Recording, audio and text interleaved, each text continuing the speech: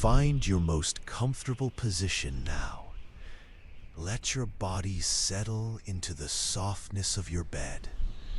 Imagine yourself becoming like an ancient stone, a boulder that has rested in the desert for countless centuries. Feel your shoulders dropping down, your spine naturally aligning, your breath becoming deeper and slower.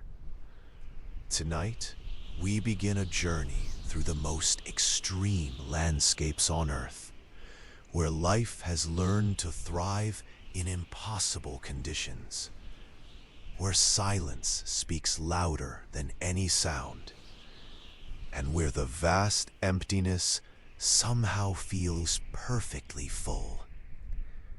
Close your eyes gently and let your body remember what it feels like to be solid, unmovable, like a rock formation that has witnessed the slow dance of seasons, the patient rhythm of geological time. Your muscles releasing all tension, your bones settling into the supporting embrace of your mattress. Feel how a desert stone absorbs the warmth of the day, holding it gently, then slowly releasing it back to the cool night air. This is how your body rests now, gathering peace, storing tranquility, ready to share it with your dreams. Now we practice the breath of the desert. Slow, deep, purposeful. Imagine inhaling the dry, clean air of dawn before the heat of the day begins. Feel this breath moving through your nostrils, cool and crisp, carrying the essence of sage and distant mountains. Hold this breath gently for a moment, like the desert holds the memory of last night's stars. Then exhale slowly, letting go of all the noise from your day, all the rushing, all the endless thoughts that clutter the mind. With each breath, you become more like the desert itself, patient, enduring, beautifully empty, your heartbeat slowing to match the ancient rhythm of sand settling, the subtle shift of dunes in the gentlest breeze. Breathe in the vastness, breathe out the unnecessary. Feel your ribcage expanding like the horizon itself, wide, open, infinite. This is desert breathing, the breath of creatures who know how to conserve, how to make every breath count, how to find abundance in apparent emptiness. Listen now to the sound that defines the desert more than any other. Silence, but not empty silence. This is the full, rich silence of space, of distance, of air so clear you can almost hear the light itself. It's the silence between heartbeats, between faults, between one grain of sand and another. This silence has texture, weight, presence. It wraps around you like the softest blanket, protecting you from the harsh noise of the outside world. In this silence, you can hear the smallest whispers of life, the almost inaudible brush of wind against stone, the distant echo of your own breathing, the gentle settling of your body into deeper rest.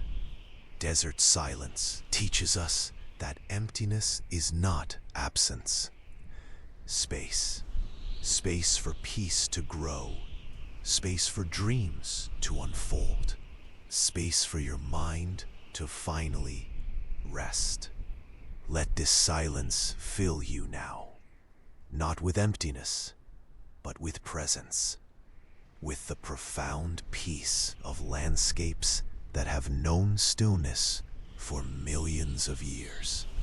As you rest in this silence, begin to notice the subtlest sounds, the soft whisper of sand grains as they shift in the gentlest breeze, like tiny voices sharing ancient secrets, each grain a story, each movement a word in the desert's endless poem.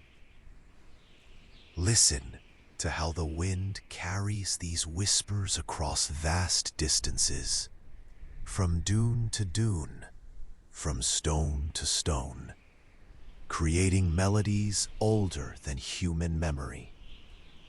The rocks themselves seem to hum, a frequency so low you feel it more than hear it. The harmonic resonance of stone that has stood through countless sunrises, countless moonlit nights.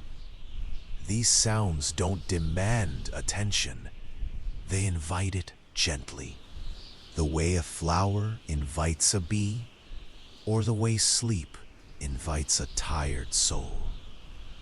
Let these whispers wash over you, through you, carrying away any remaining tension, any lingering worry, until all that remains is the pure, clean, sacred sound of the desert's eternal song.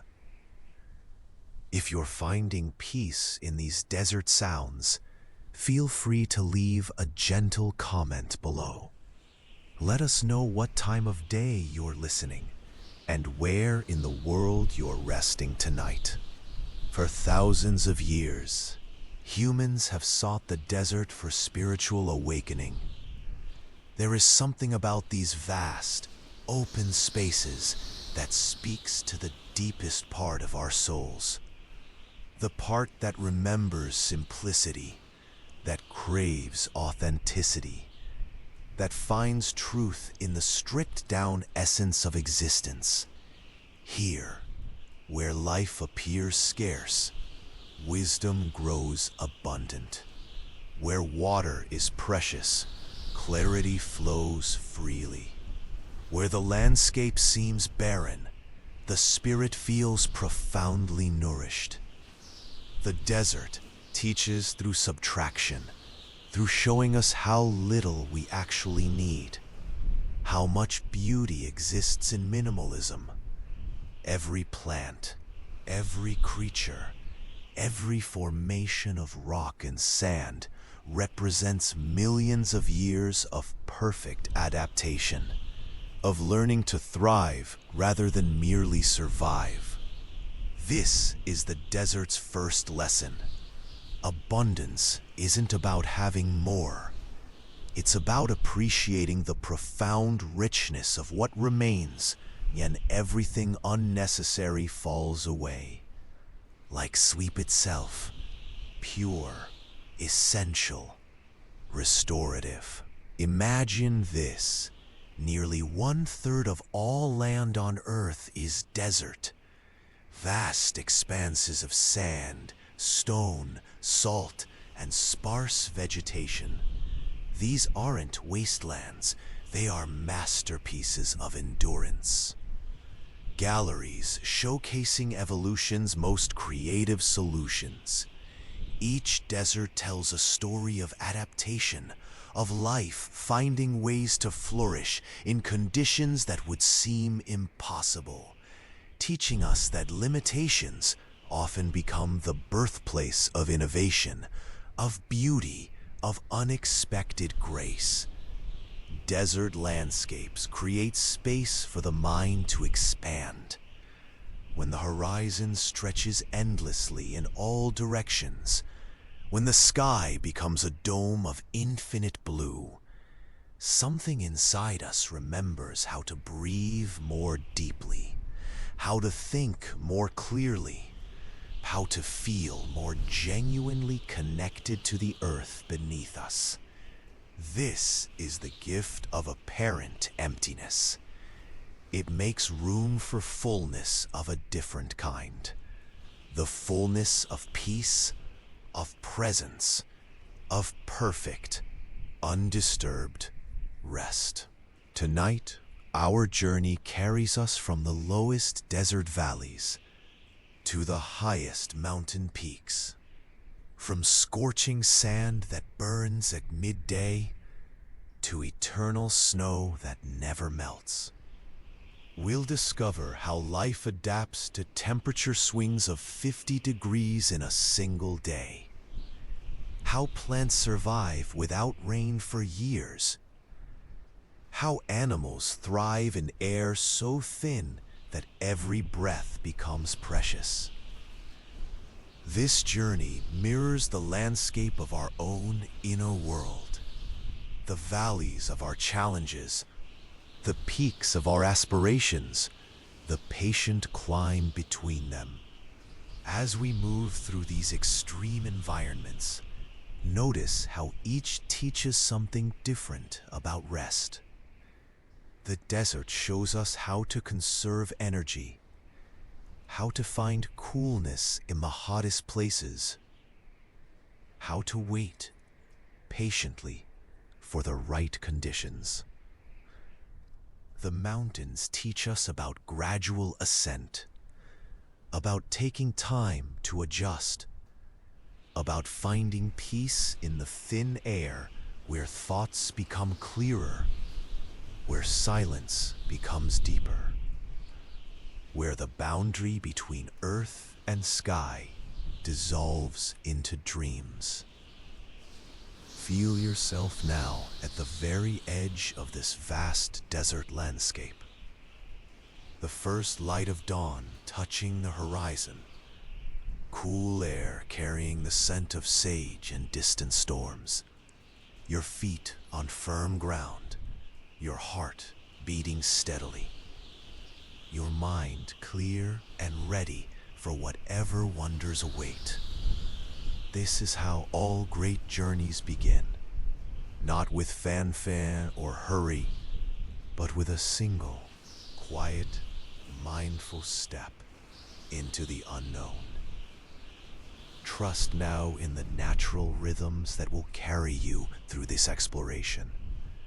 The rhythm of breath, of heartbeat, of the slow dance between day and night, between heat and coolness, between sound and silence. Let your consciousness become like desert sand, soft, yielding, able to hold the shape of whatever dreams choose to rest within it. We begin our journey now, together, moving at the pace of falling sand, the speed of growing stones, the unhurried rhythm of landscapes that measure time in centuries rather than seconds. Welcome to the space between sand and summit, where sleep and wonder meet. As we move deeper into our desert sanctuary, feel the first whispers of wind against your skin. This is the artist that never sleeps, never rests, never stops creating the most magnificent sculptures our planet has ever known.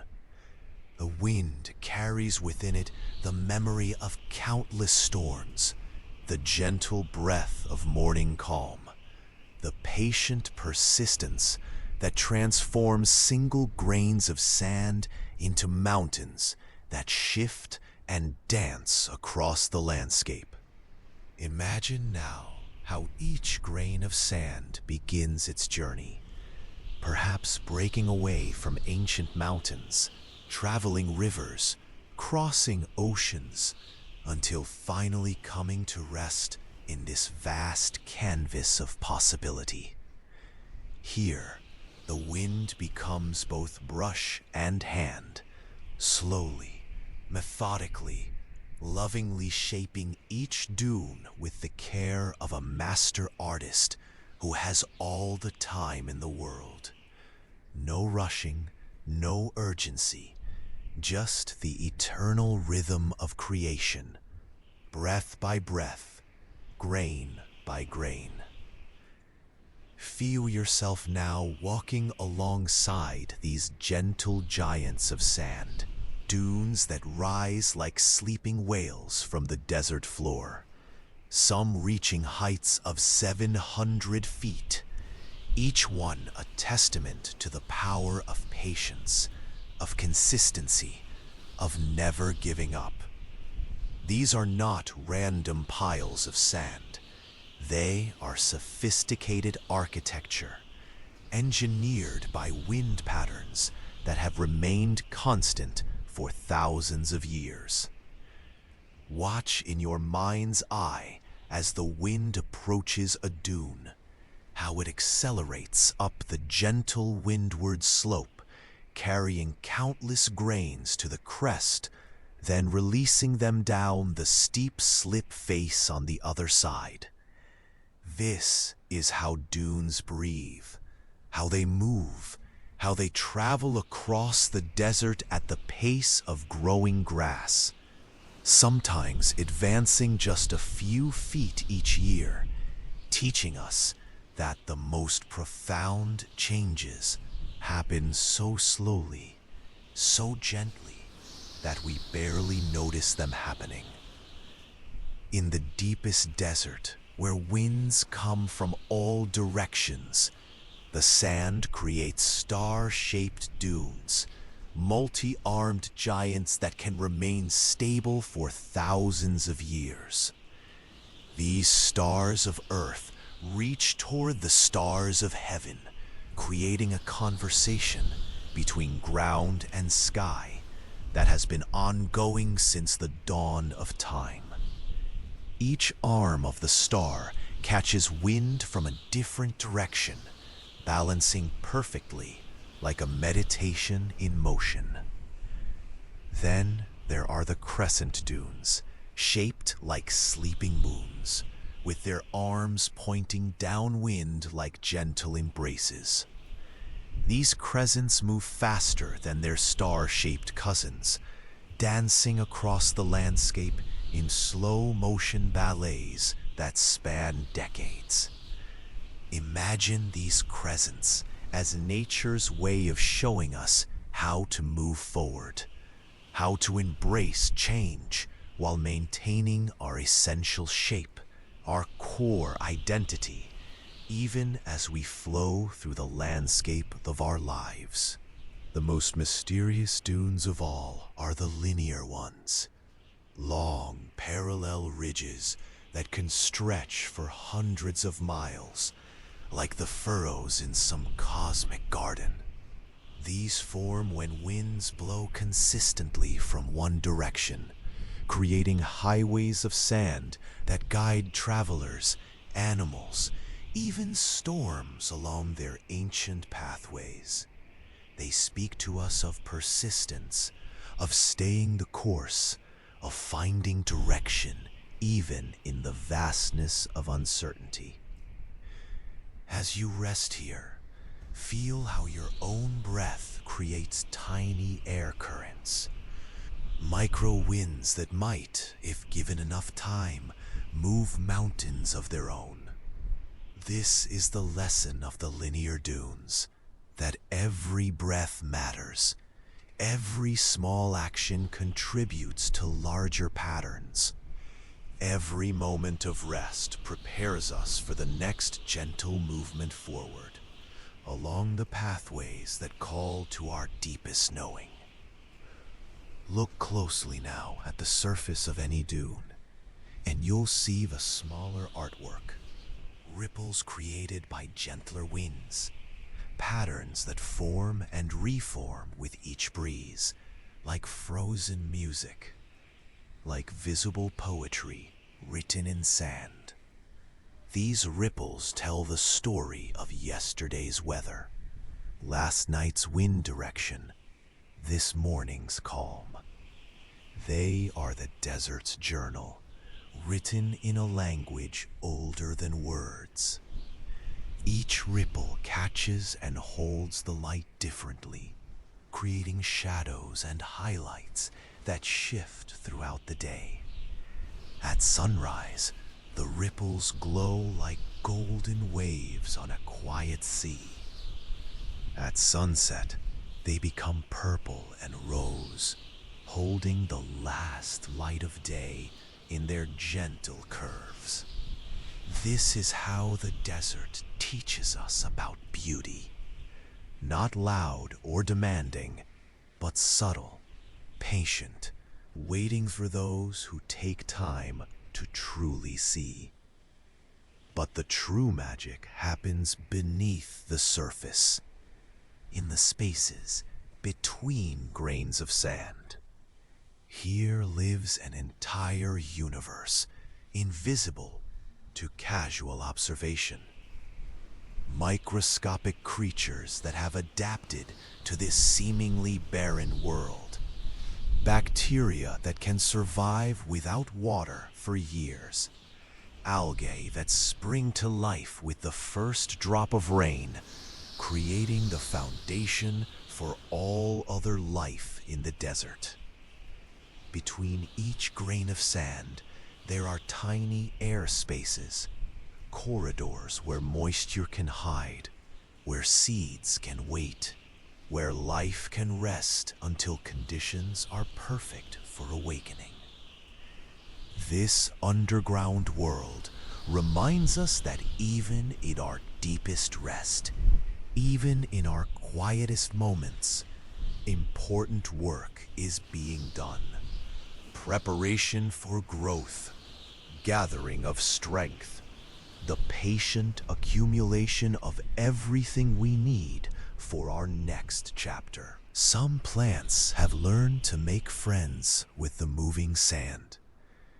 The desert grasses send roots deep and wide, creating networks beneath the surface that hold dunes in place.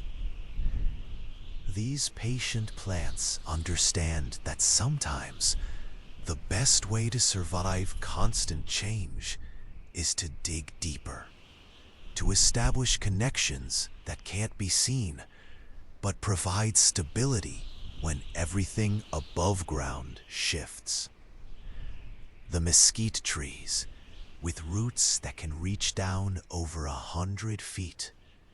These ancient survivors show us how to find water even in the driest times, how to be flexible above ground while remaining deeply rooted below.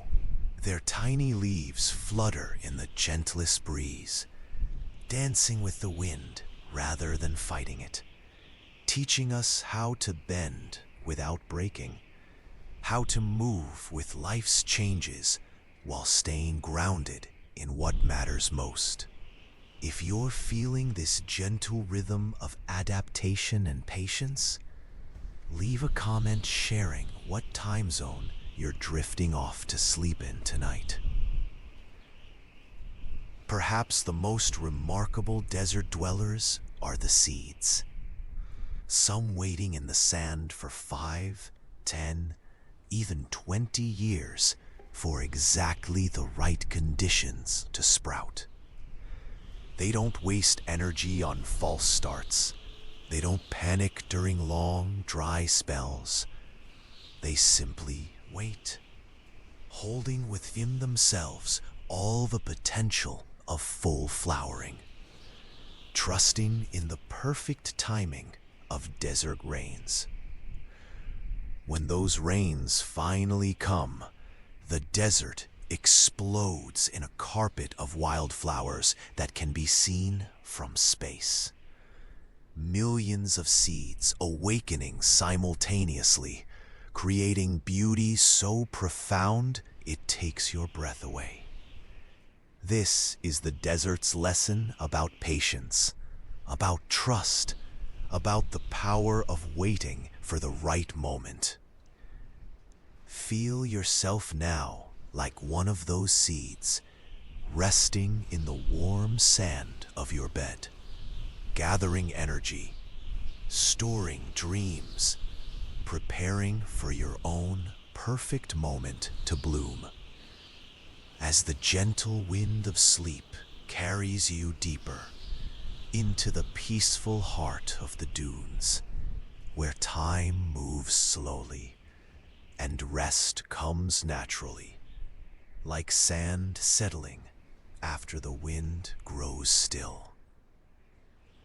Good night. As the sun climbs higher in our desert sky, we encounter the true masters of extreme heat, creatures who have spent millions of years learning not just to survive, but to thrive in temperatures that would overwhelm most life on Earth. Feel the warmth building slowly around you, not uncomfortable, but gentle, like lying on sun-warmed stones. As we meet these patient teachers of adaptation, the scarab beetles emerge from the sand just before dawn, their dark bodies perfectly designed to absorb the first rays of sunlight, warming them for the day ahead. But here's their most remarkable secret. These tiny navigators use the Milky Way as their compass, looking up at the stars to find their way across the trackless dunes, teaching us that even in the harshest conditions, we can find direction by looking to something greater than ourselves. Something constant, something eternal. In the cool shadows of early morning, before the heat becomes too intense, the fennec fox emerges from its burrow. This smallest of all foxes carries within its compact body lessons in efficient living that took evolution millions of years to perfect. Notice how its oversized ears, nearly half the size of its entire body, work as natural air conditioners, radiating excess heat away from its core. These remarkable ears can hear the movement of insects beneath the sand, the rustle of a mouse, the approach of danger from great distances. But their primary job is cooling, each ear filled with blood vessels close to the surface, creating a sophisticated temperature regulation system. Feel your own ears now. Notice how they naturally release heat from your body, how your body knows, without your conscious effort, exactly how to maintain perfect balance, perfect comfort, perfect rest. Watch now as a monitor lizard emerges from the shade of a rock outcropping. Moving with deliberate slowness, these ancient reptiles, relatives of the mighty Komodo dragon, have mastered the art of behavioral thermoregulation. They know exactly when to bask, when to seek shade, when to remain perfectly still, and when to move with lightning quickness. Their long tongues flick out constantly, tasting the air, reading chemical messages invisible to us. This is how they navigate their world, through ancient senses that connect them directly to their environment. As you rest here, feel how your own body reads the temperature around you, how it adjusts without thought, how it finds the perfect position for comfort, how it naturally seeks the ideal balance between warmth and coolness, between movement and stillness. When the desert heat becomes too intense for daytime activity, the scorpions begin their patient wait, buried in sand burrows or hidden in rock crevices. their metabolism slowing to almost nothing, their bodies requiring so little energy that they can survive for months without food.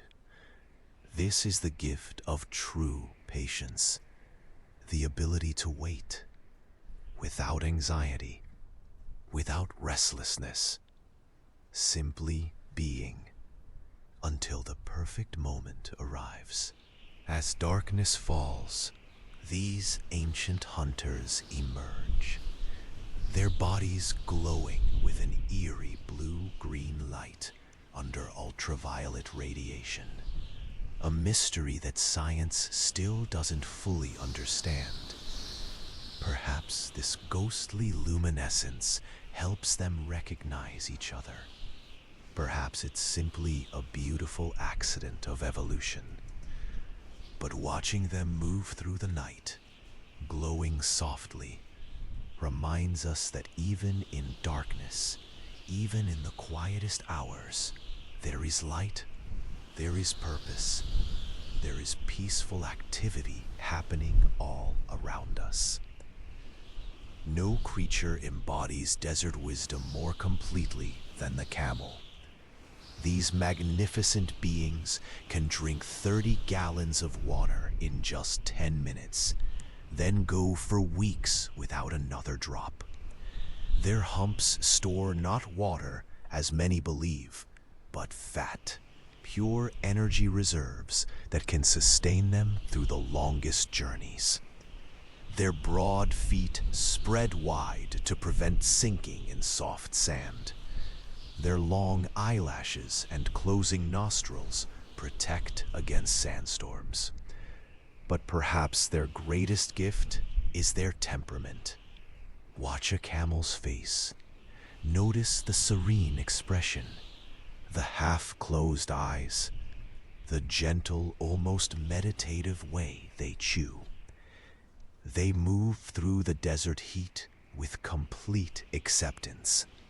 No fighting the conditions, no wishing things were different, just moving forward, step by patient step, at a pace that can be sustained for hours, for days, for entire lifetimes. If you're finding peace in these slow, patient rhythms of desert life, feel free to share in the comments what helps you find your own sustainable pace through challenging days. The cacti stand like silent sentinels throughout our desert landscape, their thick, waxy skin preventing precious water from escaping, their shallow root systems spreading wide to capture every drop of rare rainfall. Some barrel cacti can live for over a century, growing so slowly that their age can be measured in decades for each inch of height. Inside their succulent stems, water is stored with remarkable efficiency. The saguaro cactus can hold up to 200 gallons, expanding like an accordion when water is abundant, slowly releasing it during dry spells. Their spines, far from being merely defensive, create tiny shadows, reduce airflow, and collect moisture from the air. Each spine a tiny tool in an elaborate survival system, teaching us how every part of ourselves, every experience, every challenge can become part of our strength. Deep in the desert night, small mammals demonstrate the ultimate in water conservation. The kangaroo rat never drinks water, not once in its entire lifetime. Instead, it manufactures water internally from the metabolism of dry seeds. Its kidneys are so efficient, they concentrate urine to a paste, every drop of moisture preserved and recycled. These tiny creatures remind us that abundance comes not from having unlimited resources, but from using wisely what we have. Their bodies have become so efficient, so perfectly adapted, that they thrive in conditions that would quickly prove fatal to less adapted creatures. Feel how your own body conserves energy as you rest, how it slows your heart rate, deepens your breathing, releases muscle tension. Your body knows, without instruction, how to move into its own perfect state of conservation, of restoration, of peaceful efficiency. In the hottest months, when even the desert's hardy inhabitants find the heat overwhelming, many creatures enter a state called estivation, summer sleep, the desert version of hibernation.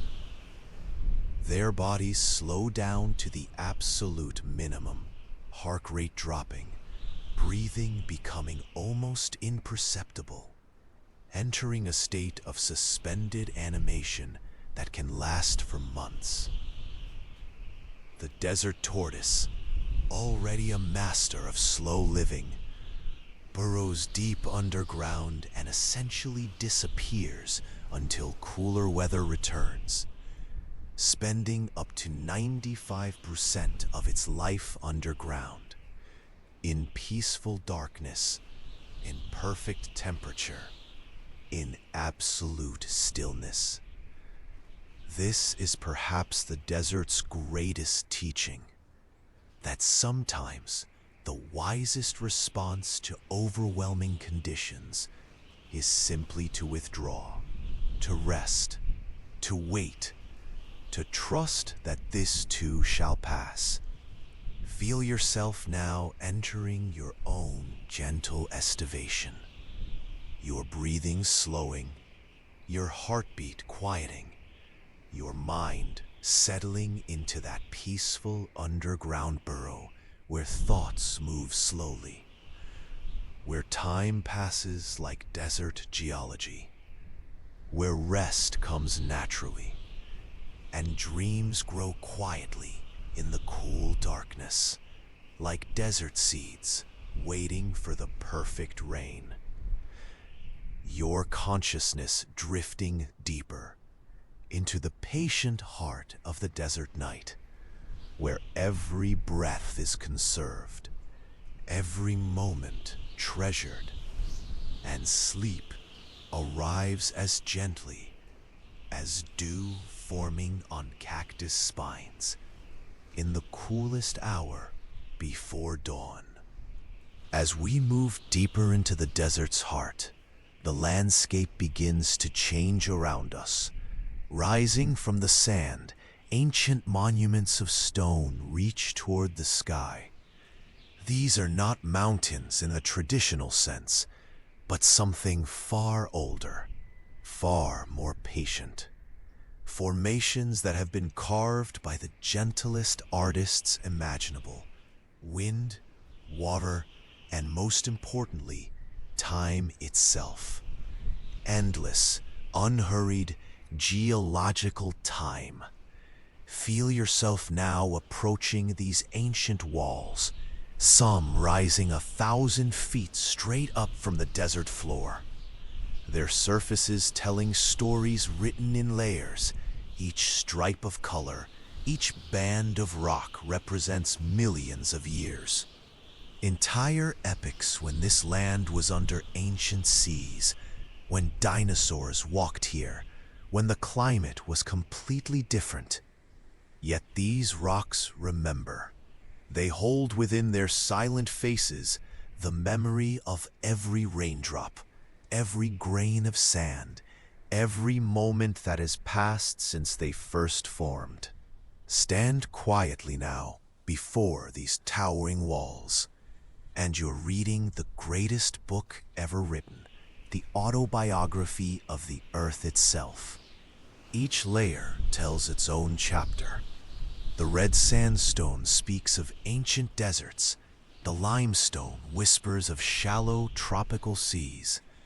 The darker shales remember swamps filled with giant ferns, all compressed, hardened, lifted, and now exposed for us to read. Geologists call this deep time, millions and millions of years compressed into these visible layers. What appears solid and permanent to us has actually been flowing, changing, transforming constantly, but so slowly, so gently, that the human eye sees only stillness. This is perhaps the most calming realization, that even change itself can happen so gradually, so peacefully, that it becomes a form of rest, a form of meditation, measured not in heartbeats, but in centuries. The canyons cut through these ancient stories like hallways through time. Flash floods, occurring perhaps once every few years, slowly carving deeper, grain by grain, carrying away the debris of ages, creating these narrow corridors where light falls in cathedral shafts, where echoes bounce back and forth, growing softer with each reflection until they fade into the embracing silence. Walking through a canyon, you're traveling backwards through geological time, each step taking you deeper into the past, the walls growing higher, the sky becoming a narrow ribbon far above, the temperature dropping to a perfect coolness.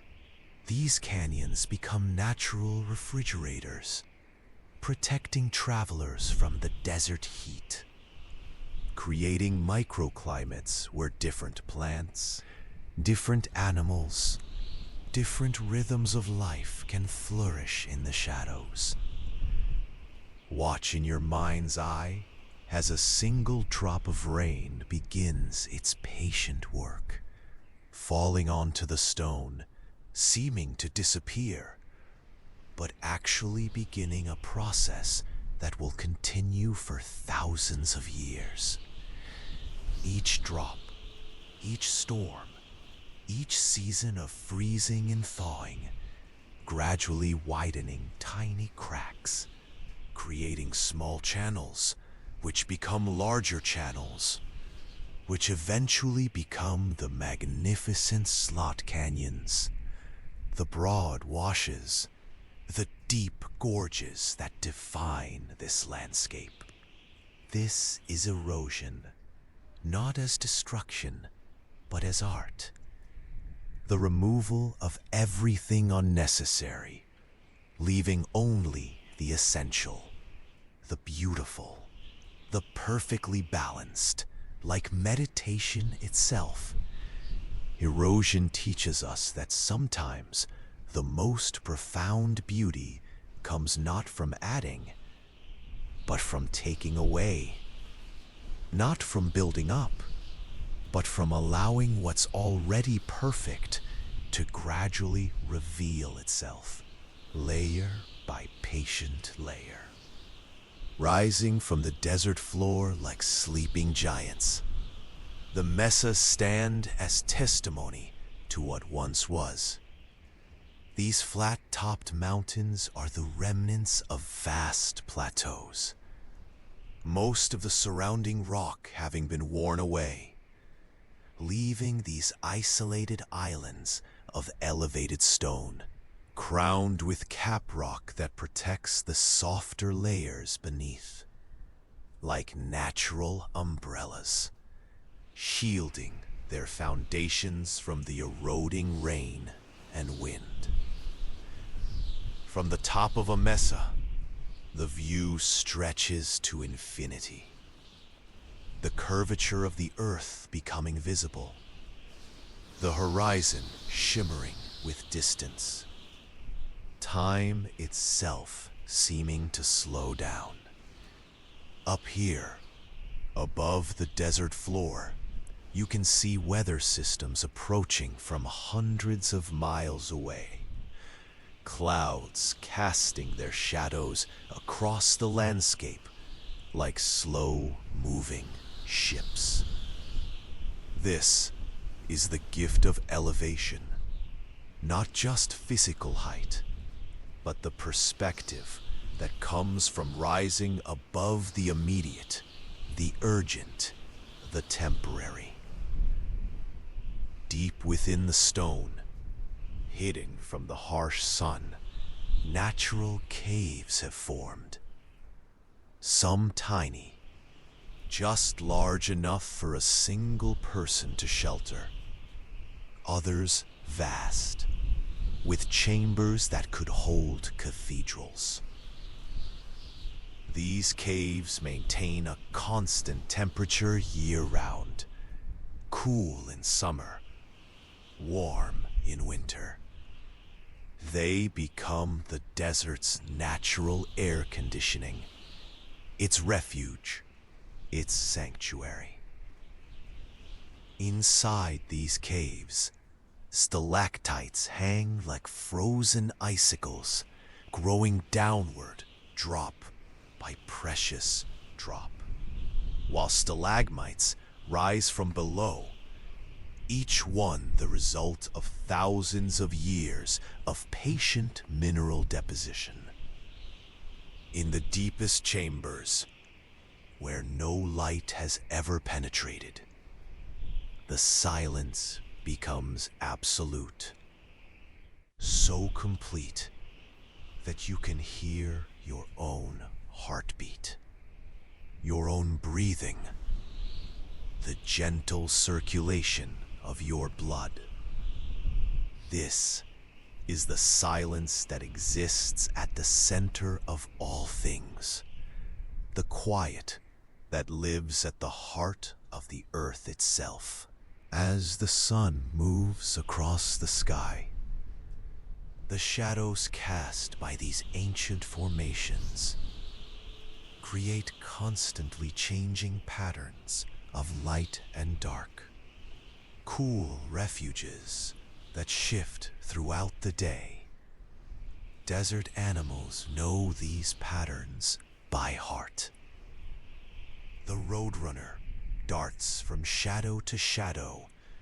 The desert bighorn sheep climbs to shaded ledges during the hottest hours. Even the plants lean toward these precious pools of coolness. Shadow becomes precious here, more valuable than gold, more sought after than water. It represents relief, rest, the possibility of continuing when the heat seems overwhelming. Feel yourself resting in one of these shadows, the stone cool against your back, the temperature perfect, the light soft and filtered. This is how the desert teaches us to appreciate simple gifts, to find profound comfort in basic needs met, in shade, in coolness, in rest. If you're feeling grateful for these simple comforts tonight, your warm bed, your cool room, your moment of peace, share a gentle word in the comments about what small comfort you're most thankful for. Beneath all this apparent dryness, hidden rivers flow, aquifers laid down millions of years ago when this was a land of lakes and streams. These underground waters move incredibly slowly, perhaps traveling only a few feet per year. But they sustain life across vast areas, seeping up occasionally as springs, creating unexpected oases, supporting the deep roots of ancient trees. The cottonwoods that line the dry washes send their roots down 50, 60, sometimes 100 feet to tap into these hidden waters. Their leaves flutter with a sound like gentle rain, even when no rain has fallen for months. They remind us that sustenance often comes from sources we cannot see, from depths we don't usually consider, from underground rivers of strength, of peace, of resilience that flow quietly beneath the surface of our lives. As the sun sets behind these ancient monuments, feel yourself becoming like one of these deep-rooted trees. Your conscious mind, your daily worries, like leaves that flutter and dance in the surface breezes. But your deeper self, your resting self, your dreaming self, sending roots down, down, down into underground rivers of peace that have been flowing since the beginning of time, carrying you gently, effortlessly into the cool, dark, restful caves of sleep, where time moves like stone, slowly, peacefully, and every breath is held and released in the patient rhythm of geological rest. As the first light touches the desert rocks, long before the air begins to warm, the ancient ritual begins. Lizards emerge from their nighttime hiding places, moving slowly, almost meditatively, to claim the perfect spots where the first rays of sun will fall. This is their morning meditation, their daily practice of becoming one with the rhythms of the earth, the cycles of light and warmth, the eternal dance between energy and rest. Watch as a chuckwalla, one of the desert's largest lizards, positions itself precisely on a dark rock, its body flattened, spread wide to capture every available ray. Its breathing slow and deep, eyes half closed in what can only be described as pure contentment. This creature has mastered something we often forget, the art of receiving, of allowing the world to provide, of finding the perfect balance between effort and surrender, between action and peaceful acceptance. There is profound intelligence in the way these reptiles move through their day, or rather, how little they move. Each action calculated, each movement purposeful. No wasted energy, no unnecessary haste. A collared lizard can remain motionless for hours, conserving every calorie, every drop of moisture, every degree of hard-earned warmth, until the moment comes for swift, decisive action. This is the desert's teaching about timing, about patience, about the deep wisdom that comes from learning to wait, without anxiety, without restlessness, simply being present, fully alert, but completely at peace. Feel how this applies to your own rest, how your body knows when to be still, when to conserve, when to allow sleep to restore and replenish, without forcing, without struggling, just surrendering to the natural rhythms that govern all life.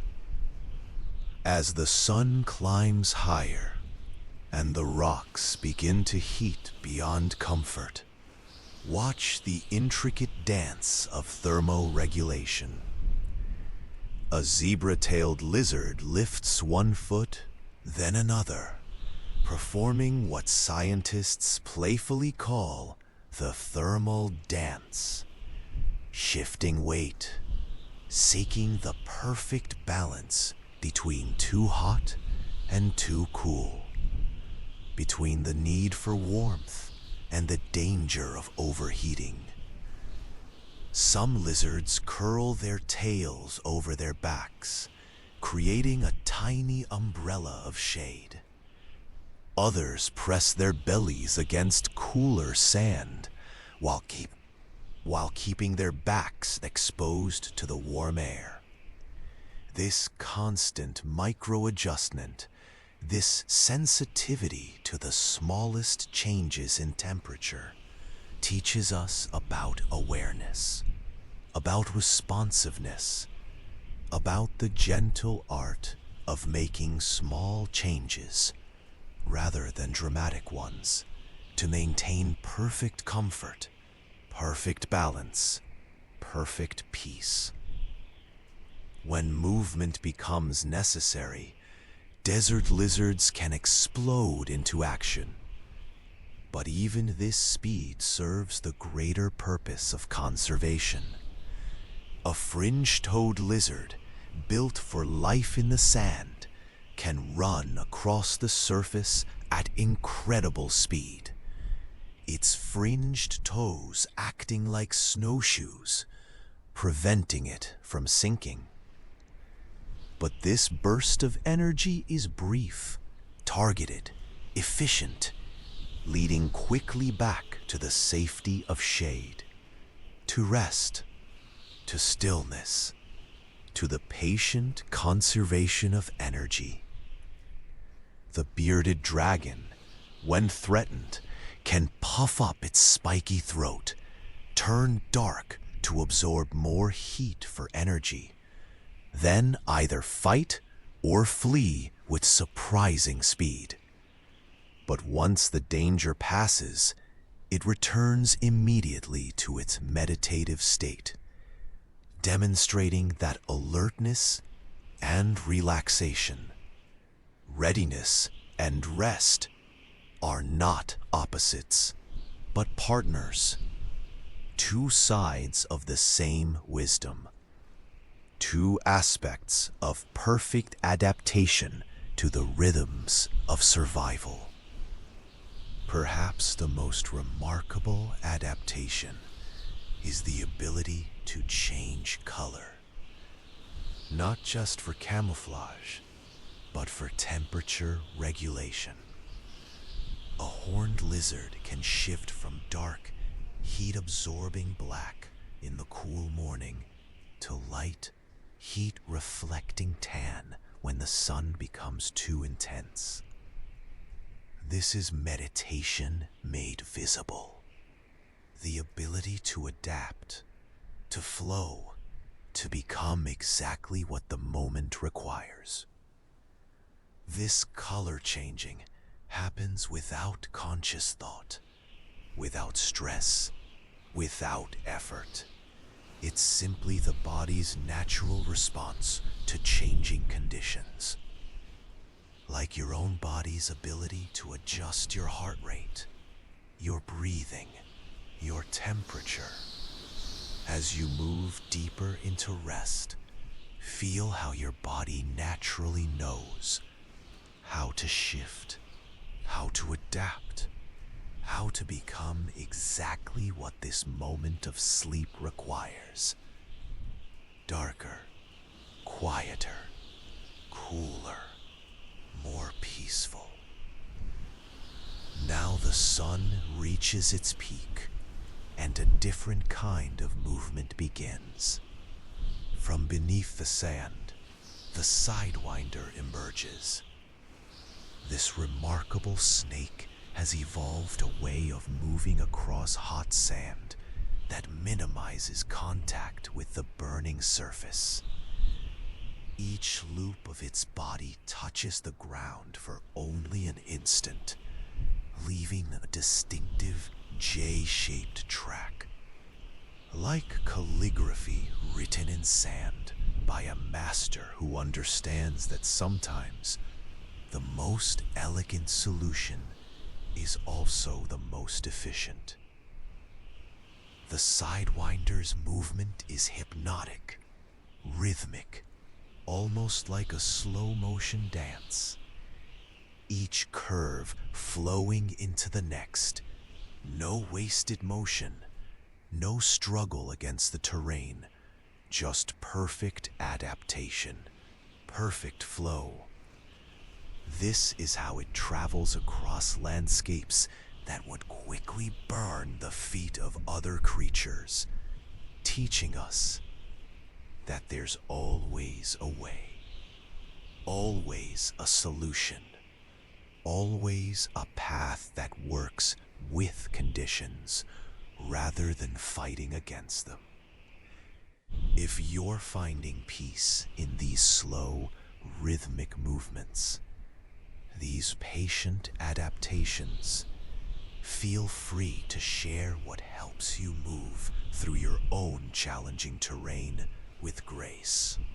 As afternoon heat reaches its most intense, the most successful hunters of the desert practice the art of the patient wait. The rattlesnake coils in the shade of a boulder, its heat-sensing pits detecting the body temperature of potential prey from remarkable distances. But it doesn't chase, doesn't pursue, doesn't waste energy on uncertain outcomes. It simply waits with infinite patience for the right moment. This ability to remain completely still for hours, sometimes days, while staying completely alert, is perhaps the highest form of energy conservation. The snake's metabolism slows, its breathing becomes almost imperceptible, its heart rate drops to the minimum necessary for life. Yet it remains ready, aware, present. This is the mastery of restful alertness, the ability to be at peace while remaining responsive to the moment. As the day's heat becomes overwhelming, many reptiles demonstrate the ultimate adaptation. They simply disappear, burrowing into sand, sliding under rocks, entering cool crevices where they can wait out the harsh hours. A sandfish lizard can dive into dune sand, swimming through it as if it were water, completely hidden, completely protected, in a world of perfect temperature, perfect darkness, perfect rest.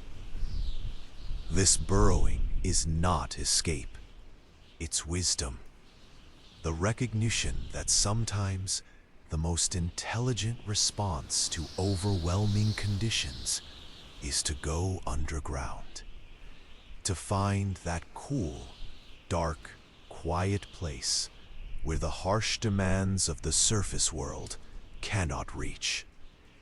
Feel yourself now, following this ancient wisdom, burrowing into the soft sand of your bed, sliding beneath the surface of consciousness into that perfect temperature, that perfect darkness, where your breathing slows like a desert snake in its burrow, where your heartbeat quiets like a lizard under cool stone, where your mind settles into the patient, peaceful, profoundly restful underground chambers of sleep, where dreams move slowly like sidewinders across sand, leaving beautiful patterns in the soft terrain of your resting mind. Listen, in the distance, beyond the whisper of wind through sand, a new sound begins to emerge, so faint at first you might think you're imagining it. The gentle murmur of water moving over stone. This is the sound that changes everything. The sound that transforms desert into oasis, scarcity into abundance, solitude into gathering. Here, where underground rivers finally reach the surface, where the patient journey of water through rock, through time, finally finds expression in the light. Feel yourself drawn toward this sound, your body instinctively recognizing the promise it holds, not just of water, but of life itself, of rest, of renewal. This is the magnetic pull that has guided travelers for thousands of years. The sound that means safety, sustenance, the possibility of continuing the journey. Your breathing naturally deepening, as if the very presence of water allows your body to relax, to trust, to let go of the constant vigilance that desert travel requires. Rising from the desert floor, like prayers made visible, the date palms stretch their fronds toward the sky, their roots reaching down 60, 70, sometimes 100 feet to tap into the underground streams that feed these oases. Each palm a testament to persistence, to faith, to the patience required to send roots so deep that they find water even in the driest times. The sound of palm fronds in the wind is unlike anything else in the desert.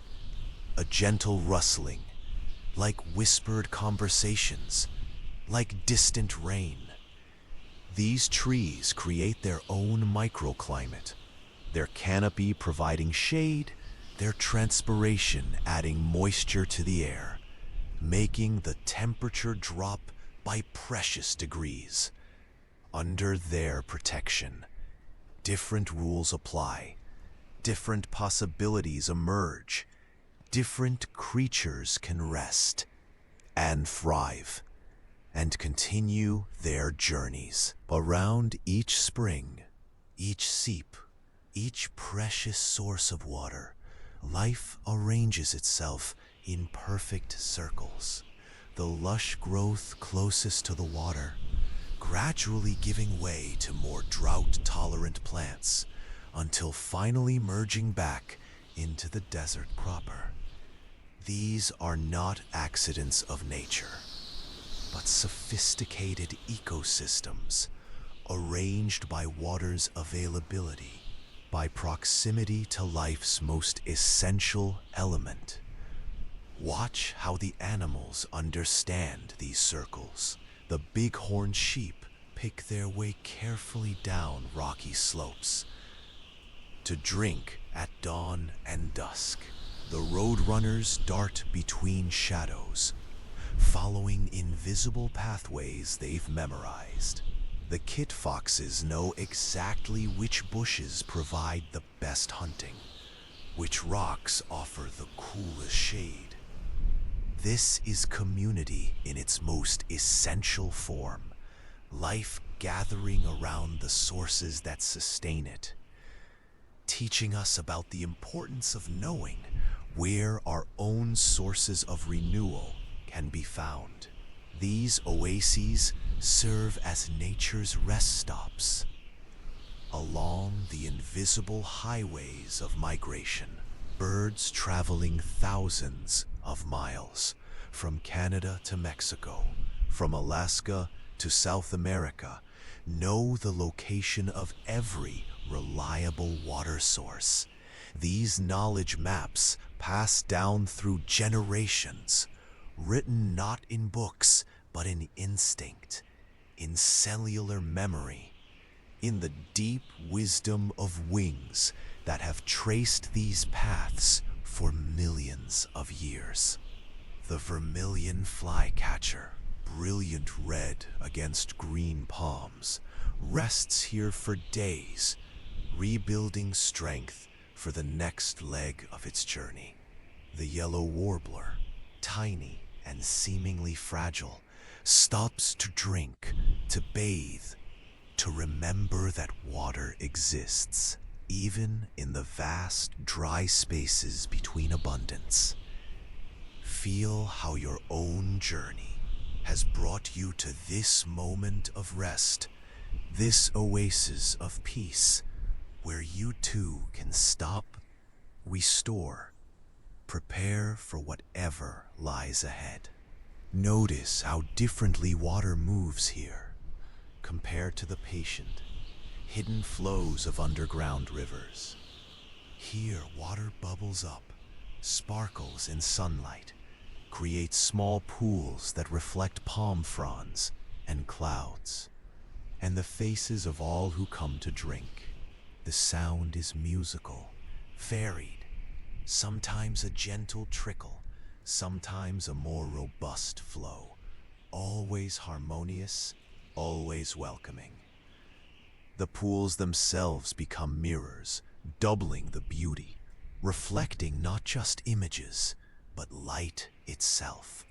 Small fish dart into the deeper sections, their movements creating ripples that catch and scatter sunlight. Dragonflies hover and dip, their wings creating tiny rainbows. This abundance feels almost magical. After the stark beauty of pure desert, like stepping into a different world, a gentler world, where life reveals more of its possibilities. If you're feeling this sense of abundance and renewal as you rest tonight, share in the comments what feels like an oasis in your own life. What restores you? What gives you strength to continue? But look beyond the oasis, and you'll see something remarkable beginning to happen. The flat expanse of desert starts to wrinkle, to rise, to reach upward. These are the first hints of the mountains to come, gentle swells in the earth, like the desert taking its first deep breath, before the great exhalation that will become peaks and ridges, canyons and valleys, an entirely different geography of the possible. The transition is so gradual, so gentle, that you barely notice it happening. One moment you're in pure desert. The next, there are small hills, scattered rocks, dry watches that suggest occasional rivers. The soil begins to change color. The plants begin to change shape. The very air seems to hold different possibilities. This is how all great transformations begin. Not with sudden dramatic shifts, but with subtle changes, so gentle they feel natural, inevitable, like sleep itself, approaching gradually, imperceptibly, until suddenly you realize you've crossed into entirely new territory. Following the sound of water, you discover something wonderful. Streams that begin somewhere high above in the hidden folds of distant mountains, finding their way down through rocky channels, creating a network of seasonal rivers that connect the heights to the depths, the mountains to the desert, the sky to the earth. These streams appear and disappear, surface for a while, then go underground, only to emerge again miles downstream. The cottonwoods that line these intermittent waterways know how to survive the cycles. When the water flows, they flourish, their leaves a brilliant green, their branches full of birds. When the streams go underground, they wait patiently, their deep roots following the water, even when it's hidden, teaching us about adaptation, about finding sustenance even when abundance isn't visible, even when we must trust that what we need continues to flow somewhere beneath the surface. Feel yourself now at the edge of this transformation, where sand gives way to stone, where flat horizons begin to rise and fold, where the endless expanse of desert starts to break up into smaller spaces, more intimate landscapes, more varied textures. The path ahead leads upward, not steeply, but persistently, each step taking you higher into cooler air.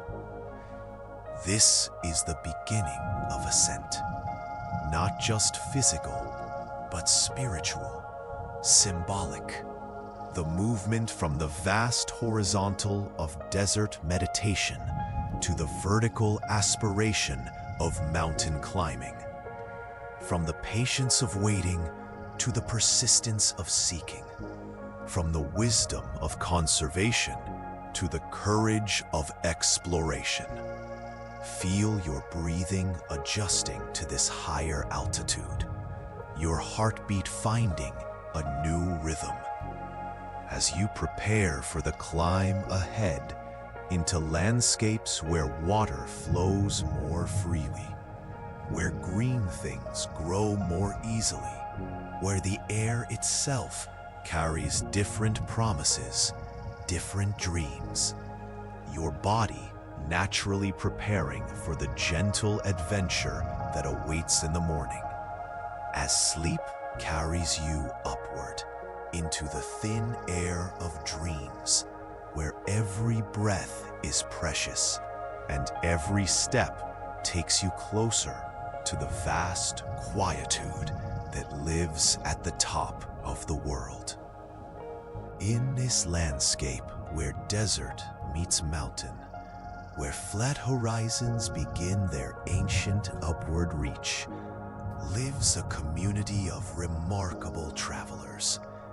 These are not the horizontal wanderers of the great migrations, but vertical explorers, creatures who know how to read altitude like a map, who follow the seasons not across vast distances, but up and down the gradual slopes, between the valley heat and the mountain coolness, between scarcity and abundance, between two completely different worlds existing within the same small range of mountains. The desert bighorn sheep, masters of this vertical world, spend their lives in slow motion migration, following invisible paths between elevation zones. In winter, they descend to the warm desert valleys, where sparse vegetation provides just enough sustenance. In summer, they climb higher to cooler ridges, where different plants, different water sources, different possibilities await. Their movements are not rushed, not driven by panic, but by an ancient understanding of how to live in harmony with the changing seasons, the changing altitudes, the changing gifts that each elevation offers. Watch the bighorn sheep navigate terrain that would challenge the most experienced rock climber. Their hooves are marvels of natural engineering, split into two sections that can spread wide for stability, or grip narrow ledges with surprising precision. The outer edge hard as steel, the inner pad soft and flexible, providing the perfect combination of durability and sensitivity. They can leap 12 feet between rocky outcrops, land on ledges barely wider than their bodies, and make it look effortless. But perhaps their greatest gift is patience. They never hurry, never take unnecessary risks. Each step is calculated, each route carefully considered. They rest frequently, moving only when conditions are optimal, when the footing is secure, when the destination is clear. This measured approach to challenging terrain teaches us about moving through our own difficult passages, about taking time, about trusting our natural equipment, about finding sure footing before attempting the next step forward. In the shadowy world between desert and mountain, the mountain lion moves like a ghost. These magnificent cats maintain territories that span both ecosystems, hunting jackrabbits in the desert washes, stalking deer on the mountain slopes. Their tawny coat blending perfectly with both sun-bleached rocks and golden grasses. They are the living embodiment of adaptation, equally at home in both worlds, masters of neither, but skilled residents of the space between. A mountain lion can leap 40 feet horizontally, 15 feet vertically, yet they spend most of their time moving slowly, deliberately, placing each paw with surgical precision. They understand that hunting is primarily about patience, about reading the landscape, about being in the right place at exactly the right moment. Their success comes not from speed, but from stillness, from the ability to wait without moving, without revealing themselves, until the perfect opportunity presents itself. The mule deer, with their oversized ears constantly scanning for danger, embody the alertness required for life in the borderlands. Their large ears can rotate independently, creating a sophisticated early warning system that allows them to detect threats from multiple directions simultaneously. But they also know when to ignore their vigilance, when to relax, when to trust the safety of the moment. During the heat of summer, they climb to higher elevations, following deer paths worn smooth by countless generations. These trails wind through the landscape with perfect efficiency, taking advantage of natural terraces, avoiding unnecessary climbs, connecting water sources, shade trees, and the best feeding areas. In winter, they descend again to the warmer valleys, their migration measured not in thousands of miles, but in thousands of feet of elevation. A vertical journey that requires just as much endurance, just as much wisdom as any horizontal crossing. No animal represents the genius of adaptation better than the coyote. These remarkable canines have learned to thrive in virtually every habitat in North America. From pure desert to mountain peaks, from wilderness to city centers, in the transition zone, they demonstrate their ultimate flexibility, hunting rodents in the desert by night, catching fish in mountain streams by day, traveling between elevations as easily as walking across level ground. Coyotes are social when it benefits them, solitary when necessary. They can live on insects and berries or bring down prey much larger than themselves. Their howls echo differently at different elevations, creating complex communications between pack members spread across vast vertical territories. Listen to their evening songs, rising from the valleys, answered from the ridges, a conversation between earth, and sky, between low notes and high. A harmony that spans the entire transition zone. The vegetation here tells the story of compromise, of finding ways to survive in conditions that change dramatically, sometimes within the space of a few hundred yards.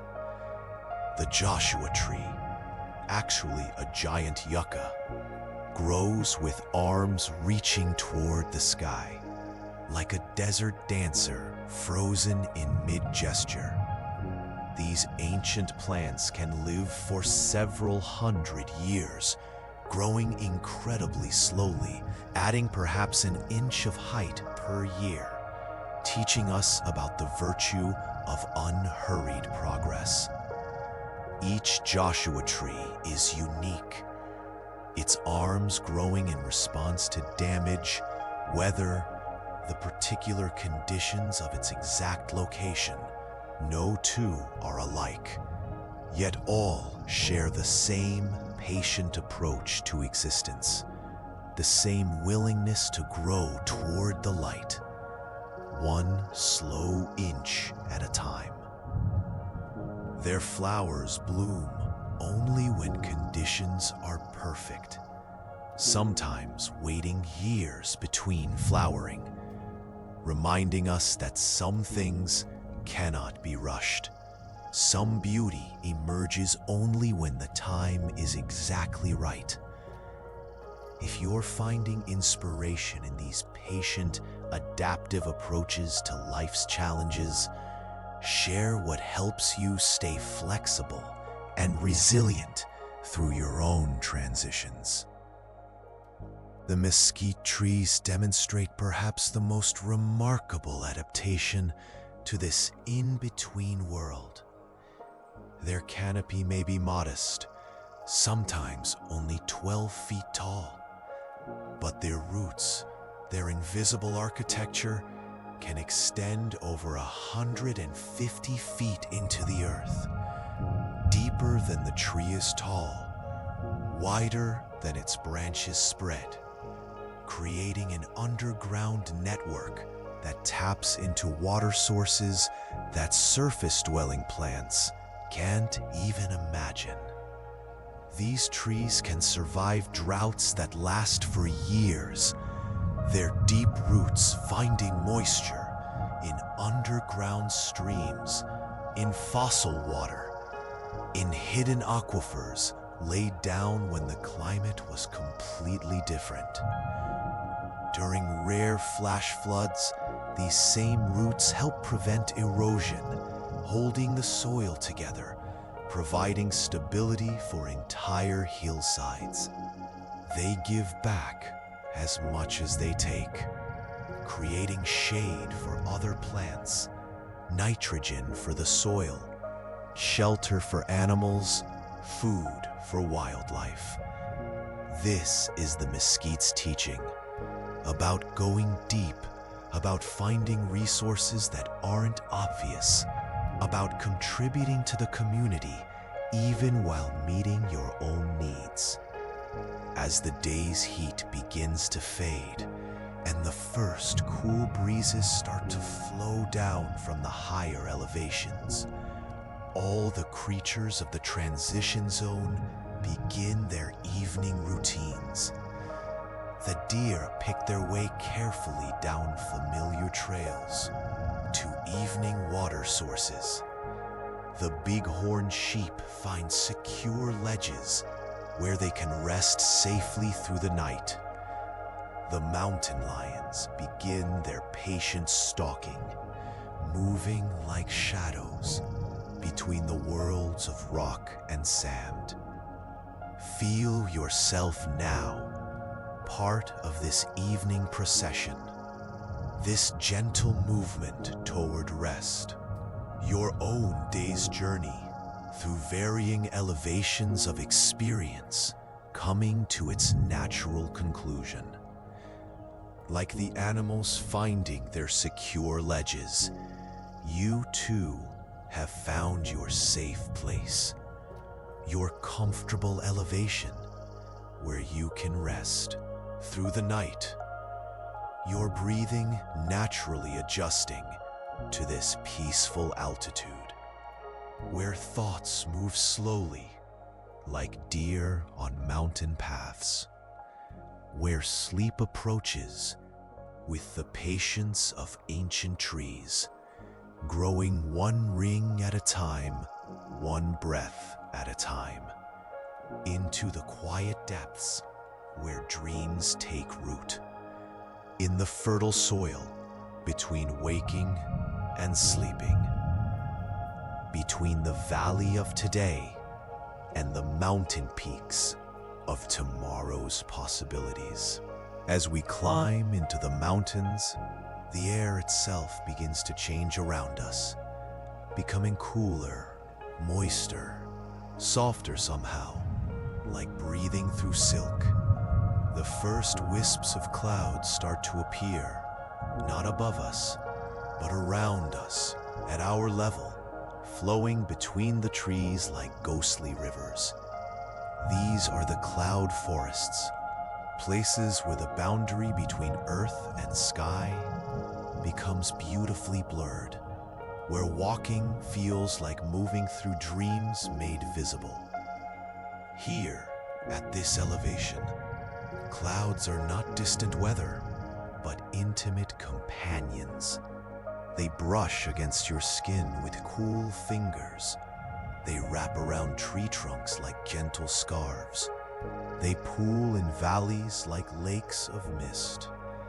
The trees themselves seem to reach into these clouds, their branches extended, as if embracing old friends, as if welcoming the moisture they carry, like arms open to receive the gifts that fall from the sky. Watch how the ancient art of survival has taught these mountain trees to become living water collectors. Their needles, so different from the broad leaves of lower elevations, are perfectly designed for gathering moisture from passing clouds. Each needle a tiny collector, with a surface area that maximizes contact with the precious water droplets suspended in the air. The fog drip, as scientists call it, can provide as much water as an entire rainstorm. Droplets form on every needle, every branch, every surface, growing heavier until they fall like gentle rain to the forest floor below. Some trees can collect hundreds of gallons of water from the air each day during cloudy weather, teaching us about receiving, about being positioned to catch the gifts that flow around us, even when we can't see them coming. In this world of constant moisture, of gentle temperatures, of soft, filtered light, a different kind of garden grows. Not in soil, but on bark, on rocks, on fallen logs. The mosses create living carpets, so soft, so lush, that walking through the forest feels like moving through a natural cathedral, cushioned by emerald velvet, muffled by nature's own sound dampening. Each moss is a tiny universe, a miniature forest with its own leaves, its own structure, its own way of capturing and holding water. Magnified, a moss garden reveals itself as an intricate landscape with valleys and ridges, peaks and hollows, all measured in millimeters, all supporting life so small that it becomes invisible to the casual eye, yet so important that without it, the entire forest ecosystem would collapse. Beneath the moss-covered canopy, in the filtered green light, the ferns create their own ethereal world, their fronds unfurling like slow-motion dancers. each one a study in perfect geometry, in mathematical beauty, in the spiral patterns that appear throughout nature, from galaxies to seashells to the DNA that codes for life itself. These ancient plants, older than flowers, older than trees, carry in their very structure the memory of primordial forests. The sword ferns spread their fronds wide, creating natural umbrellas, channels for directing water to their roots. The delicate maidenhair ferns, so fragile they seem made of green lace, thrive in the protective environment created by their larger cousins. This layered community, this vertical ecosystem, shows us how different sizes, different strategies, different approaches to the same challenges can all thrive together in the same gentle space. Listen now to the sound that defines the mountain forest. More than any other, the music of water finding its way downhill. But not the rushing torrent of spring snowmelt, not the dramatic cascade of waterfalls. This is gentler music, more intimate, the sound of water discovering that it can sing as it moves over stones, around roots, through the moss-covered channels that guide its patient journey toward the valleys below. Every creek in the mountain forest has its own voice, its own song, depending on the size of its stones, the steepness of its grade. Some bubble and giggle, like children playing. Others murmur conversations, too quiet to understand, but somehow deeply comforting. These sounds become the forest's lullaby, the background music that makes rest feel natural, inevitable, like being rocked gently by the mountain itself. Section 6. Stepping Stone Streams. In the heart of the forest, where the streams are neither rushing rivers nor quiet seeps, but something perfectly in between, the water creates its own artwork, flowing around boulders that have fallen from the heights above, creating natural stepping stones, natural sculptures, natural gathering places for all the forest creatures who come to drink, to rest, to simply enjoy the presence of cool, clear, moving water. Watch how the water polishes these stones year after year, decade after decade, smoothing their edges, creating perfect curves, hollowing out basins where the water swirls and pools before continuing its journey.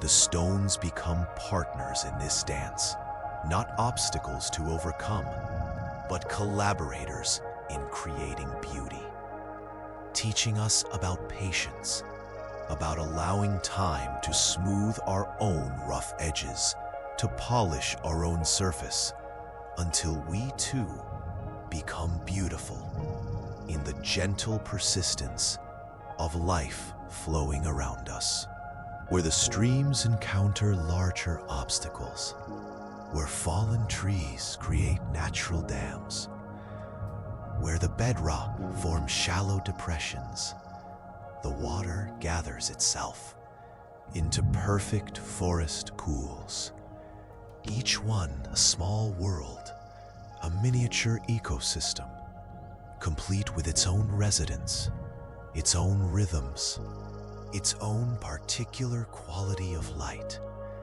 filtering down through the canopy and reflecting back up from the still surface. These pools become mirrors for the forest above, doubling the beauty, creating perfect reflections of moss-covered branches, of fern fronds, of clouds passing overhead. The water is so clear, so still, that it's sometimes difficult to tell where the real forest ends and the reflected forest begins.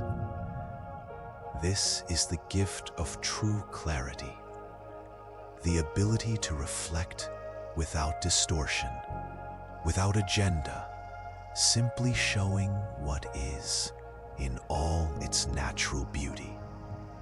If you're feeling this sense of clarity and reflection as you settle deeper into rest, share what helps you find your own still pools of peace in the rushing stream of daily life. As day transitions toward night and the air begins to cool, the forest creates its own weather. Moisture rises from the warming earth, meets the cooling air, and forms new clouds, new mist that flows like slow rivers between the trees. This is the forest breathing, exhaling the moisture it has gathered all day, sharing it back with the sky that gave it life.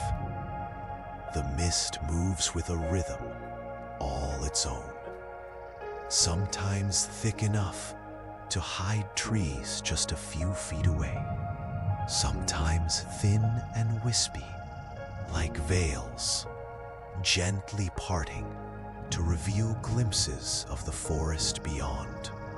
Walking through evening mist feels like moving between worlds, between the solid and the ephemeral, between what we can touch and what we can only sense.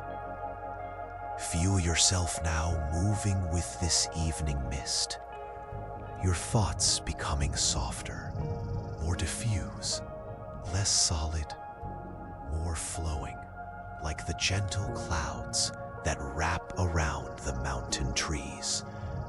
Your breathing naturally synchronizing with the rhythm of mist, rising and falling, gathering and dispersing as your consciousness begins its own evening journey into the soft, misty in-between world where forest and sky and dreams blend together in perfect, peaceful harmony, where every breath carries you deeper into the quiet heart of the sleeping mountain, where rest comes naturally like mist settling gently into the valleys of your dreams. In the deepest parts of the mountain forest, where the trees grow thick and the silence grows deeper, the black bears are preparing for their legendary sleep. Not the sharp, quick sleep of smaller creatures, but the profound, seasonal surrender that will carry them through the entire winter. This is sleep as survival strategy, sleep as art form, sleep as complete trust in the body's ability to sustain itself through months of darkness, months of cold, months of dreams so deep they blur the line between sleeping and simply being. Watch a bear in late autumn, moving through the forest with deliberate slowness, every action focused on the great preparation, eating steadily but without haste, building the fat reserves that will become fuel for the long winter meditation.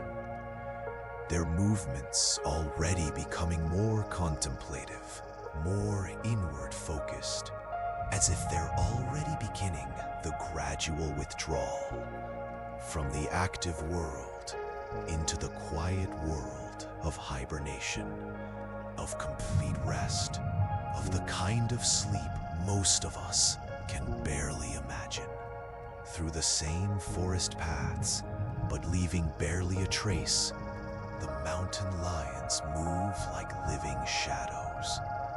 These magnificent cats have perfected the art of invisible presence, of being completely there, yet somehow completely unnoticed. Their pads so soft, their steps so precise, that they can walk within feet of other forest creatures without disturbing even the most sensitive woodland silence. A mountain lion's hunting is mostly waiting, mostly watching, mostly the patient practice of being perfectly still while remaining perfectly alert. They can remain motionless for hours, watching a deer trail, studying movement patterns, learning the rhythms of their potential prey. This is meditation in action, the ability to be completely present without any need to fill the time with movement, with sound, with anything but pure, focused, peaceful attention. The white-tailed deer, moving through the forest like dancers who learn their choreography from the landscape itself, their movements so perfectly adapted to the terrain that they seem to float between the trees, their white tails flashing like semaphore signals in a language only they understand. Communication without sound, grace without effort, movement that looks more like flowing water than animal locomotion. When startled, a deer doesn't just run, it transforms into something almost magical, leaping over fallen logs with room to spare, weaving between trees at full speed without ever seeming to calculate the path. This is the gift of complete presence, of trusting the body's wisdom, of moving without the interference of overthinking, of doubt, of fear, just pure, instinctive, graceful response to the moment's requirements. In the wettest parts of the mountain forest, where streams create small meadows and standing water collects between the trees, the moose wade slowly through their aquatic gardens. These largest members of the deer family move with a different kind of grace, not the quick agility of their smaller cousins, but the deliberate, thoughtful, almost ceremonial movement of creatures who know they have all the time in the world. A moose feeding in a mountain pond, submerging its massive head completely underwater to reach the tender plants growing on the bottom, then surfacing, water streaming from its antlers like a natural water ceremony, a ritual of nourishment performed with such slow dignity that watching feels like witnessing something sacred, something that connects us to the patient rhythms of survival, of sustenance, of finding what we need by going deeper rather than faster. The wolves, when they move through the mountain forest, demonstrate something rarely seen in human society: complete cooperation without competition. Each member of the pack knows their role, knows their place, knows how to contribute to the success of the whole, without needing to prove anything to anyone. This is social harmony, based not on rules, but on understanding, not on dominance, but on mutual care. Watching a wolf pack traveling through the forest, the way they move in single file, each one stepping in the exact footprints of the wolf ahead, conserving energy, creating the least possible disturbance. The pack moves like a single organism, like one mind in multiple bodies, teaching us about connection, about moving together, about the peace that comes when individual needs and group needs are perfectly aligned. High above the forest canopy, where the air grows thin and the wind patterns become visible highways, the golden eagles demonstrate perhaps the most enviable skill in the animal kingdom, the ability to travel great distances without effort, riding the thermal columns that rise from sun-warmed valleys, gaining altitude without flapping their wings, simply spreading them wide and trusting in the invisible support of rising air.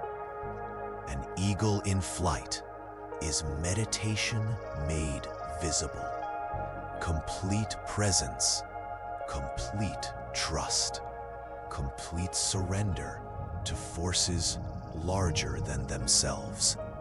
They read the air the way we read books, understanding where the lift will be strongest, where the currents will carry them furthest with the least expenditure of energy. This is the art of working with, rather than against, the natural forces that surround us. The art of finding the currents that support us and letting them carry us toward where we need to be. If you're feeling this sense of being supported by invisible currents in your own life, share what helps you trust the winds that carry you through challenging times. The mountains have their own special music, created by birds who have learned to make the stone faces sing. The canyon wrens, with their descending scales, send their liquid notes bouncing between cliff faces, creating natural amphitheaters where a single bird's song becomes a chorus as it echoes back from multiple surfaces.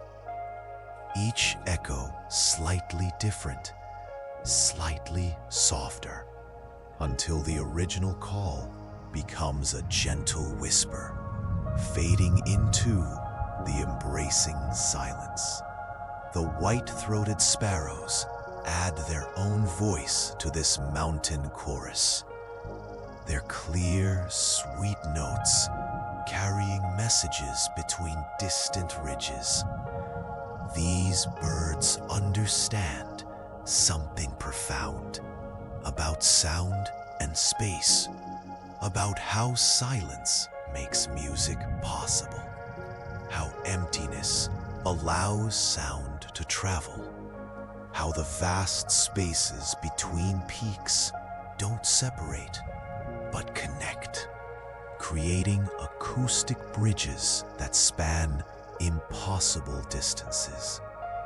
In the smallest clearings, where wildflowers cluster around seeps and springs, the mountain hummingbirds perform daily miracles, so common we barely notice them.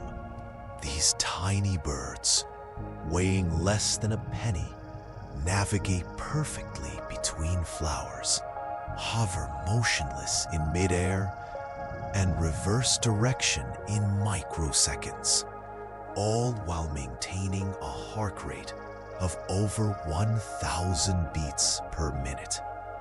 But here's their secret. Despite all this frantic activity, despite the appearance of constant motion, hummingbirds spend most of their time completely still, perched on tiny branches, resting, conserving energy between feeding sessions. They understand instinctively what we often forget, that intense activity must be balanced with profound rest, that the ability to move quickly when necessary depends entirely on the willingness to be completely still when possible. Feel yourself now like a hummingbird at the end of a long day's flying, finding your perfect perch, your ideal resting place, where you can be completely still, completely supported. Your own heart rate slowing from the frantic pace of daily activity into the gentle rhythm of evening rest. Your breathing deep and easy, like the slow thermal currents that carry eagles effortlessly across vast distances.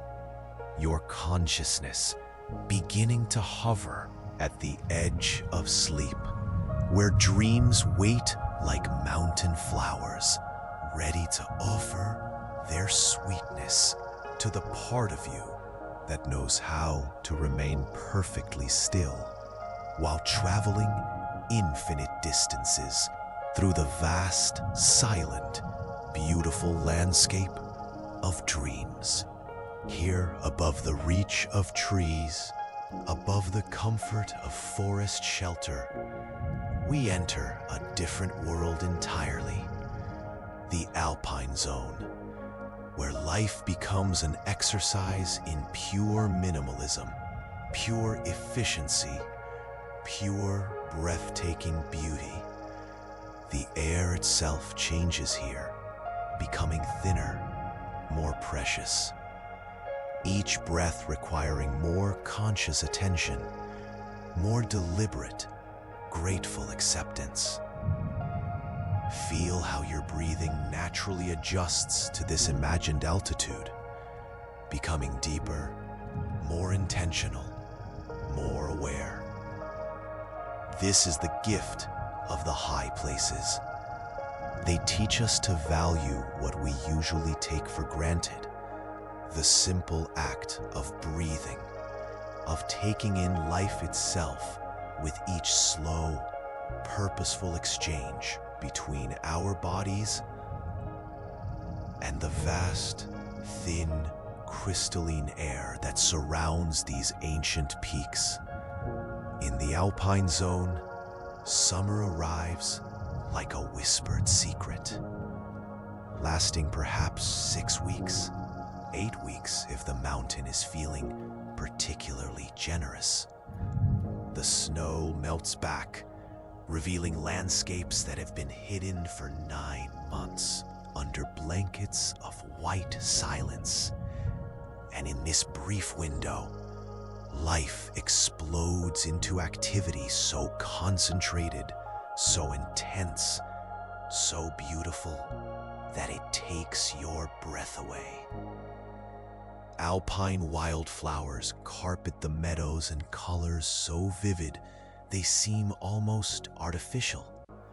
Electric blues, magenta purples, golden yellows that would seem impossible if you weren't seeing them with your own eyes. These flowers have perhaps 3 weeks to complete their entire life cycle, to bloom, to attract pollinators, to set seed, to prepare for another 9 months of patient waiting, teaching us about making the most of brief, beautiful moments. The planets here have learned a different way of being. They don't reach upward like their lowland cousins. Instead, They spread outward, growing in tight, cushion-like formations that hug the ground, seeking protection from the constant wind, the intense solar radiation, the dramatic temperature swings that define life at altitude. These cushion plants, some hundreds of years old, grow so slowly that their age can only be measured in decades per inch of expansion.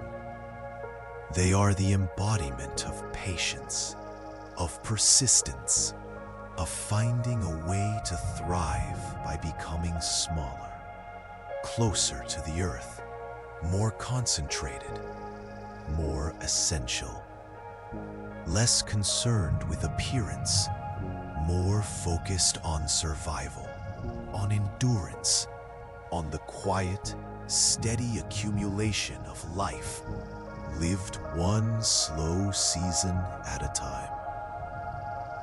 Up here, where each breath contains perhaps half the oxygen of sea-level air, every creature has become a master of efficiency.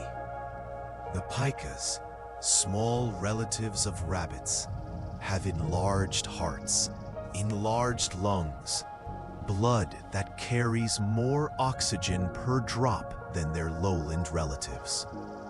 They move in quick bursts, followed by long periods of complete stillness, demonstrating the alpine wisdom of doing what must be done quickly, then resting completely. Watch how even walking becomes different at altitude. Each step more deliberate, more conscious, the body naturally slowing down to accommodate the reduced oxygen supply. This is not weakness. This is wisdom. The recognition that efficiency often means moving more slowly, breathing more deeply, taking time to fully process each precious breath. The sun here burns with an intensity unknown at lower elevations. The thin air provides little protection from ultraviolet radiation that can damage unprotected life. Yet, the alpine plants have learned to use this intensity as an advantage. Their leaves often thick and waxy, their flowers sometimes covered in fine hairs that scatter the harshest rays while allowing the beneficial warming energy to penetrate. Some alpine flowers actually track the sun throughout the day, like tiny solar collectors, their faces following the arc of light across the sky, maximizing the warmth they can gather during the brief growing season. This is survival as solar engineering. Life adapting to make the most of every available resource, every moment of warmth, every breath of thin air, every drop of precious melting snow. Perhaps the most challenging aspect of alpine life is the dramatic temperature variation between day and night. Summer afternoons might reach comfortable temperatures, but as soon as the sun sets behind the peaks, the temperature can drop 40 degrees or more, creating an environment where life must constantly adapt to extremes. The alpine plants handle this by closing up at night, folding their petals tightly, conserving heat like tiny sleeping bags made of flowers. In the morning, as the first rays of sunlight touch the meadows, you can watch the flowers slowly opening, like the earth itself waking up, stretching, greeting another day of brief, intense, beautiful beautiful life. This daily rhythm of closing and opening, of conserving and celebrating, becomes a meditation on the cycles that govern all existence. Up here, above the noise of civilization, above even the rustle of leaves, the sounds become more space than sound. The wind, moving across stone and grass, creates a music so subtle, so vast, that it's felt more than heard. A vibration that resonates in your bones, in your chest, in the quiet chambers of your heart. This is the silence that mystics have sought throughout history. Not the absence of sound, but the presence of infinite space. The kind of quiet that allows you to hear your own heartbeat, your own breathing, the gentle flow of blood through your veins. As if the vastness of the mountains has created room for the smallest, most intimate sounds of your own living to finally be heard. If you're feeling this profound sense of space and silence settling into your being tonight, share what vast, quiet places make you feel most peaceful. Feel yourself now settling into the rhythm of high-altitude rest. Your breathing naturally becoming deeper, more intentional. Each breath a conscious act of receiving what the mountain has to offer. Each exhale a gentle release of everything you no longer need to carry. The alpine zone teaches us about essential living, about survival through simplification, about finding beauty not in abundance, but in the perfect, efficient, elegant use of what is available. Your body knows this wisdom instinctively as it settles into sleep, slowing your heart rate, deepening your breath, releasing unnecessary tension, conserving energy for dreams.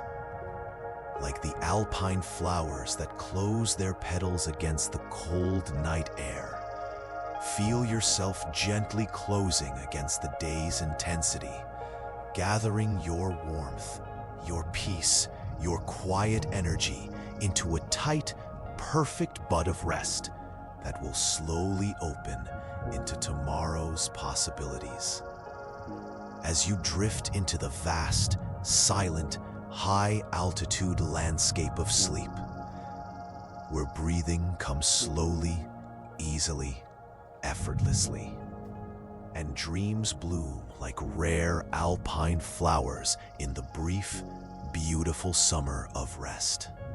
Here at the very edge of the possible, where earth meets sky in whispered conversations, lives perhaps the most elusive, most beautiful, most perfectly adapted creature on our planet, the snow leopard, ghost of the mountains, phantom of the peaks, moving through landscapes so remote, so harsh, so breathtakingly beautiful that few humans have ever witnessed their silent, solitary dance across the roof of the world.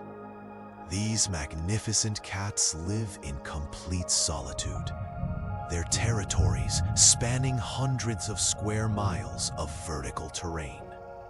They may encounter another of their kind only once or twice each year, teaching us something profound about self-sufficiency, about finding peace in solitude, about the kind of independence that comes from deep inner stillness, from complete comfort with one's own company.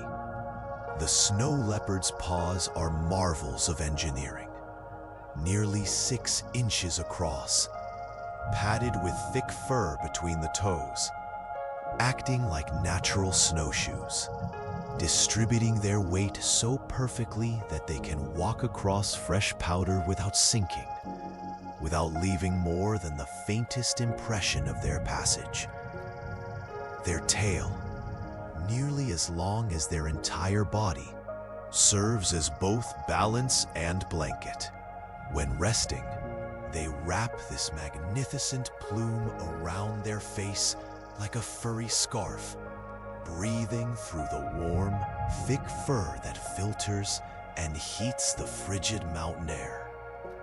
This is adaptation as poetry, form following function so perfectly that survival becomes art. On ledges so narrow, so precarious that looking at them makes your heart skip a beat, the mountain sheep perform their ancient ballet, their horns curling in perfect spirals that took years to grow, each ring marking another successful year of surviving the impossible. Watch how they move across these cliff faces with such casual grace that gravity seems merely a suggestion. They leap between outcrops that appear completely separated, landing on hoofholds no larger than coins. Their confidence so complete, their trust in their own abilities so absolute, that watching them becomes a meditation on faith, on courage, on the beauty of movement without fear. In the high Andes, where the air is so thin that every breath becomes a conscious gift, the vicuñas and their domesticated cousins, the llamas, demonstrate another approach to high-altitude living. Their blood contains more red cells per drop than any other mammal, making them living oxygen concentrators. These gentle creatures move through their mountain home with a dignity that seems almost regal. Their long necks held high, their large eyes taking in the vast panorama of peaks and valleys that stretches to every horizon. They graze on grasses so sparse, so scattered, that each blade must be chosen carefully, chewed slowly, appreciated completely. Up here, sound behaves differently. The thin air cannot carry the complex, layered sounds of lower elevations. Instead, what reaches your ears is something more pure, more essential.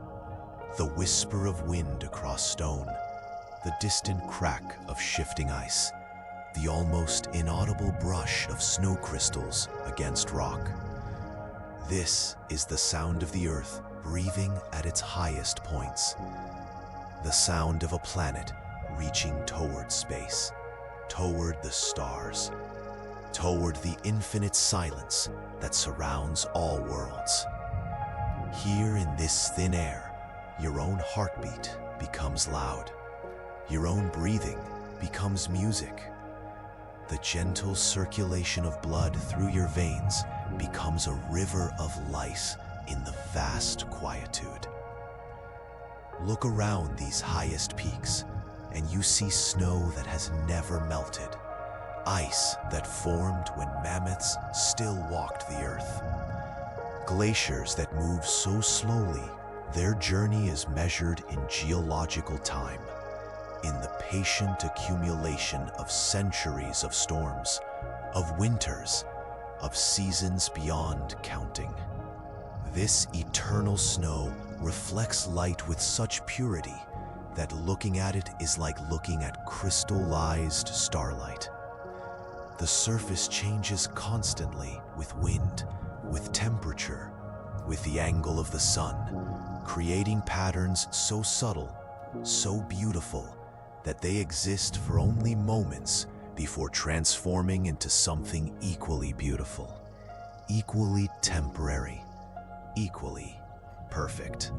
At these heights, the stars seem almost within reach. The thin atmosphere provides little interference, little distortion. The night sky becomes a dome of light so clear, so brilliant, that you can see the Milky Way as a river of light flowing across the darkness. Individual stars become points of such intensity that they seem to pulse with their own heartbeat.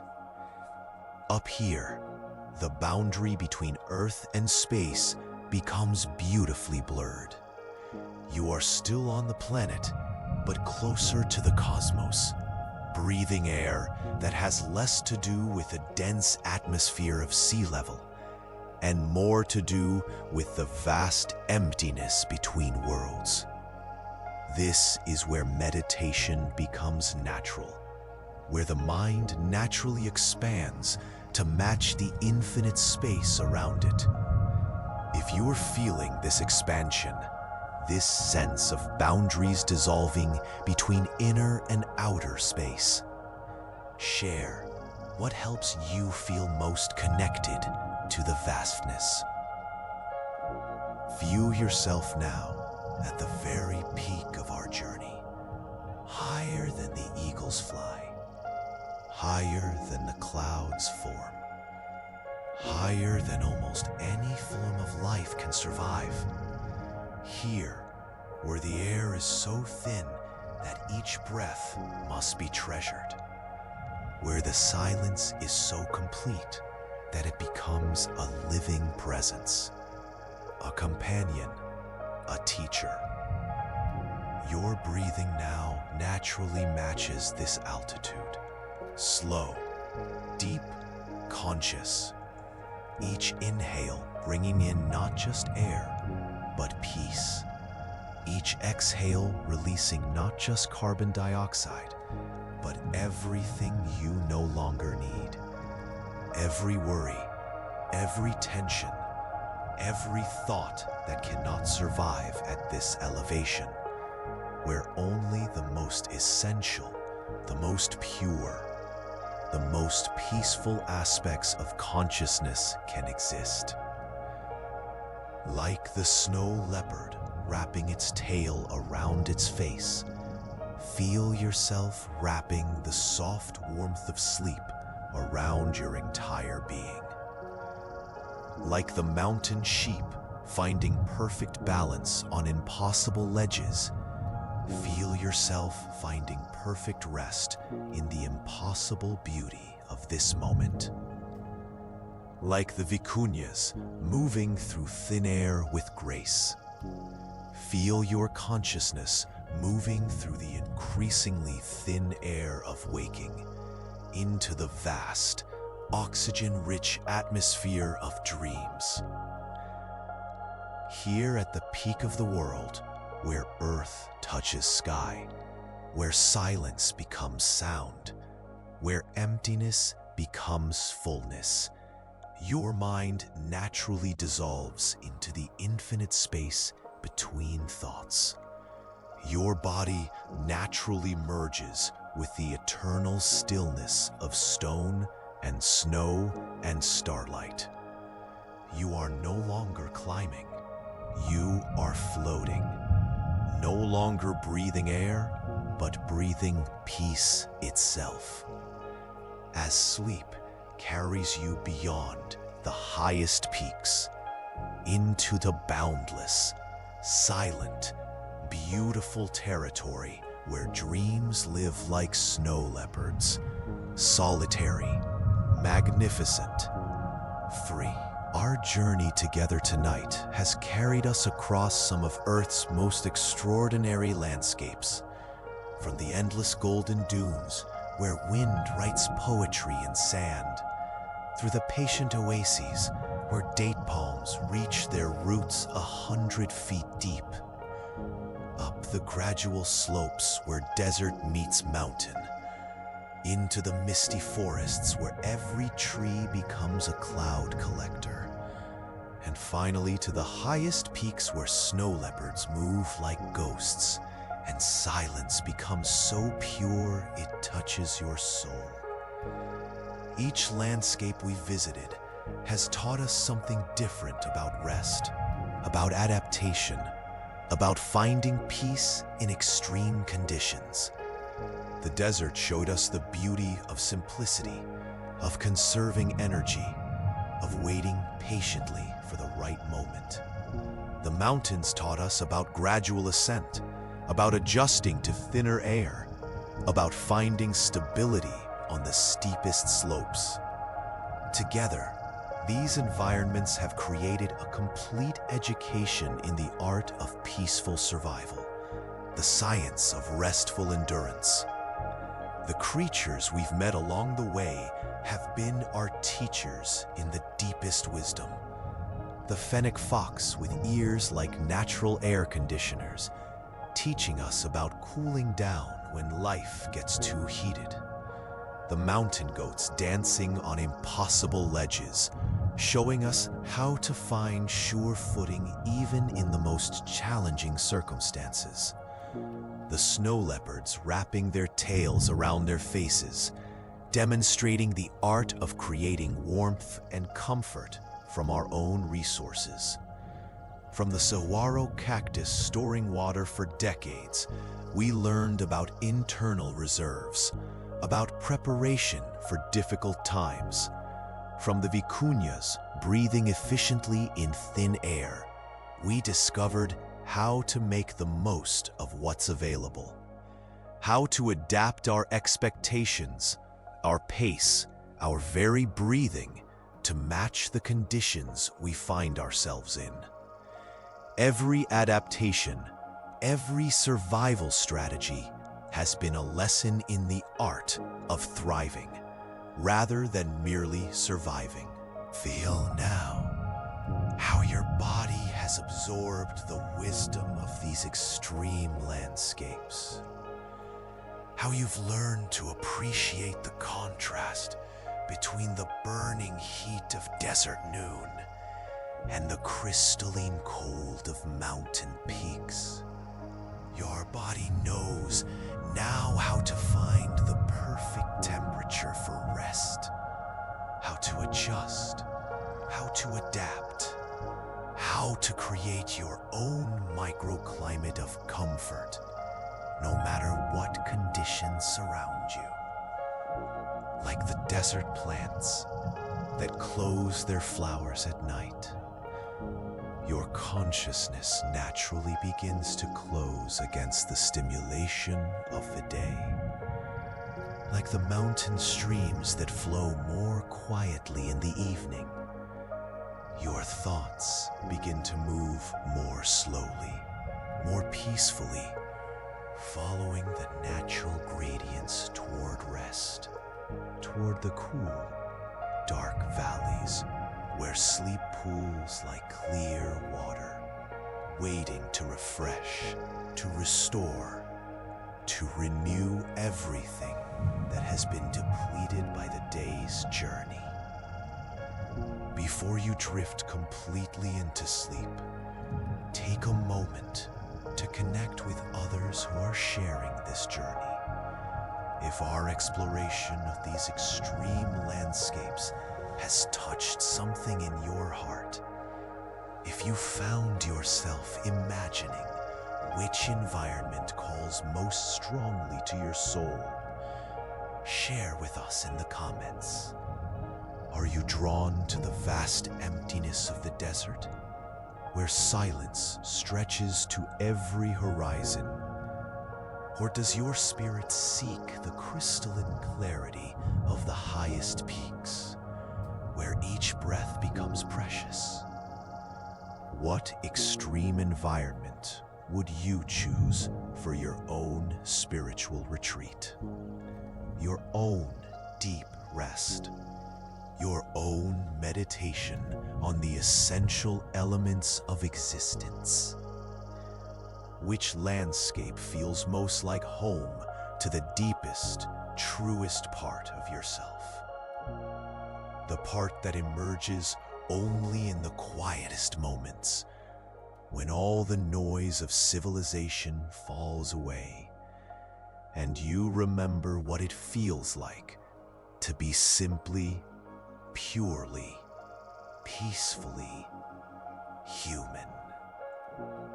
Close your eyes now and feel yourself beginning to merge with the landscape that calls to you most strongly. If it's the desert, feel your body becoming like warm sand, soft, yielding, able to shift and flow with the gentlest breeze. Your breathing becomes the rhythm of dunes, slow, measured, ancient. Your heartbeat matches the patient pulse of deep underground water, moving through stone, through time, through the hidden aquifers of dreams. If it's the mountains, feel yourself becoming like stone, solid, enduring, reaching upward toward the stars. Your spine aligns with the vertical aspiration of peaks. Your breathing adjusts to the thin, pure air of altitude. Your consciousness expands to match the vast perspectives, the infinite horizons. The sense of standing at the edge of space itself, where Earth meets sky, and boundaries dissolve into limitless possibility. As night deepens around us, feel the great cooling begin. Just as the desert releases the heat it has stored all day, your body begins to release all the tension, all the effort, all the energy expenditure of your waking hours. Like the mountain air that grows thin and crystalline after sunset, your thoughts become lighter, more spacious, less dense with worry, with planning, with the weight of tomorrow's concerns. This cooling is not emptiness, it's purification. Like snow falling on high peaks, covering everything in pristine whiteness. Your mind becomes covered in the clean, fresh silence of approaching sleep. Each thought that arises, like a snowflake, beautiful, unique, but melting immediately into the warm ground of peaceful consciousness, leaving only the essential, the pure, the restful. Your breathing now matches the rhythm of the highest mountains, where each breath is conscious, precious, deep, inhaling the vastness of star-filled darkness, exhaling everything that belongs to the day. The thin air of these heights carries only what is essential, only what serves rest, only what nurtures the deepest, most peaceful parts of your being. Feel your breath synchronizing with the ancient rhythms, the geological breathing of the earth itself, the slow expansion and contraction, the rise and fall that has continued for millions of years. Your individual breathing becomes part of this larger rhythm, this planetary meditation, this cosmic sleep cycle that connects you to every sleeping creature, from the hibernating bears in mountain caves to the estivating lizards buried in desert sand. Now begins your final ascent, not upward through physical space, but inward through the layers of consciousness, deeper than the deepest desert well, higher than the highest mountain peak, into the territory where dreams are born, where rest becomes restoration, where sleep becomes a journey through landscapes more beautiful than any we've explored tonight. Feel yourself rising on thermal currents like the golden eagles, effortlessly, peacefully, supported by invisible forces. Your consciousness lighter than air, your body heavier than stone. This perfect contradiction, this beautiful paradox of floating while sinking, of ascending while surrendering, of traveling vast distances while remaining perfectly, completely, blissfully still. Tomorrow, when you wake, you'll remember this journey, this education in extremes, this exploration of how life adapts, how it thrives, how it finds beauty in the most challenging conditions. And you'll carry with you the wisdom of the desert, the strength of the mountains, the patience of the eternal snows, and the grace of creatures who know how to live in perfect harmony with whatever landscape life presents to them. Until we meet again in next week's exploration of nature's most extraordinary abilities, sleep now like the desert sleepers, deep, conserving, trusting. Sleep like the mountain dreamers, vast, elevated, free.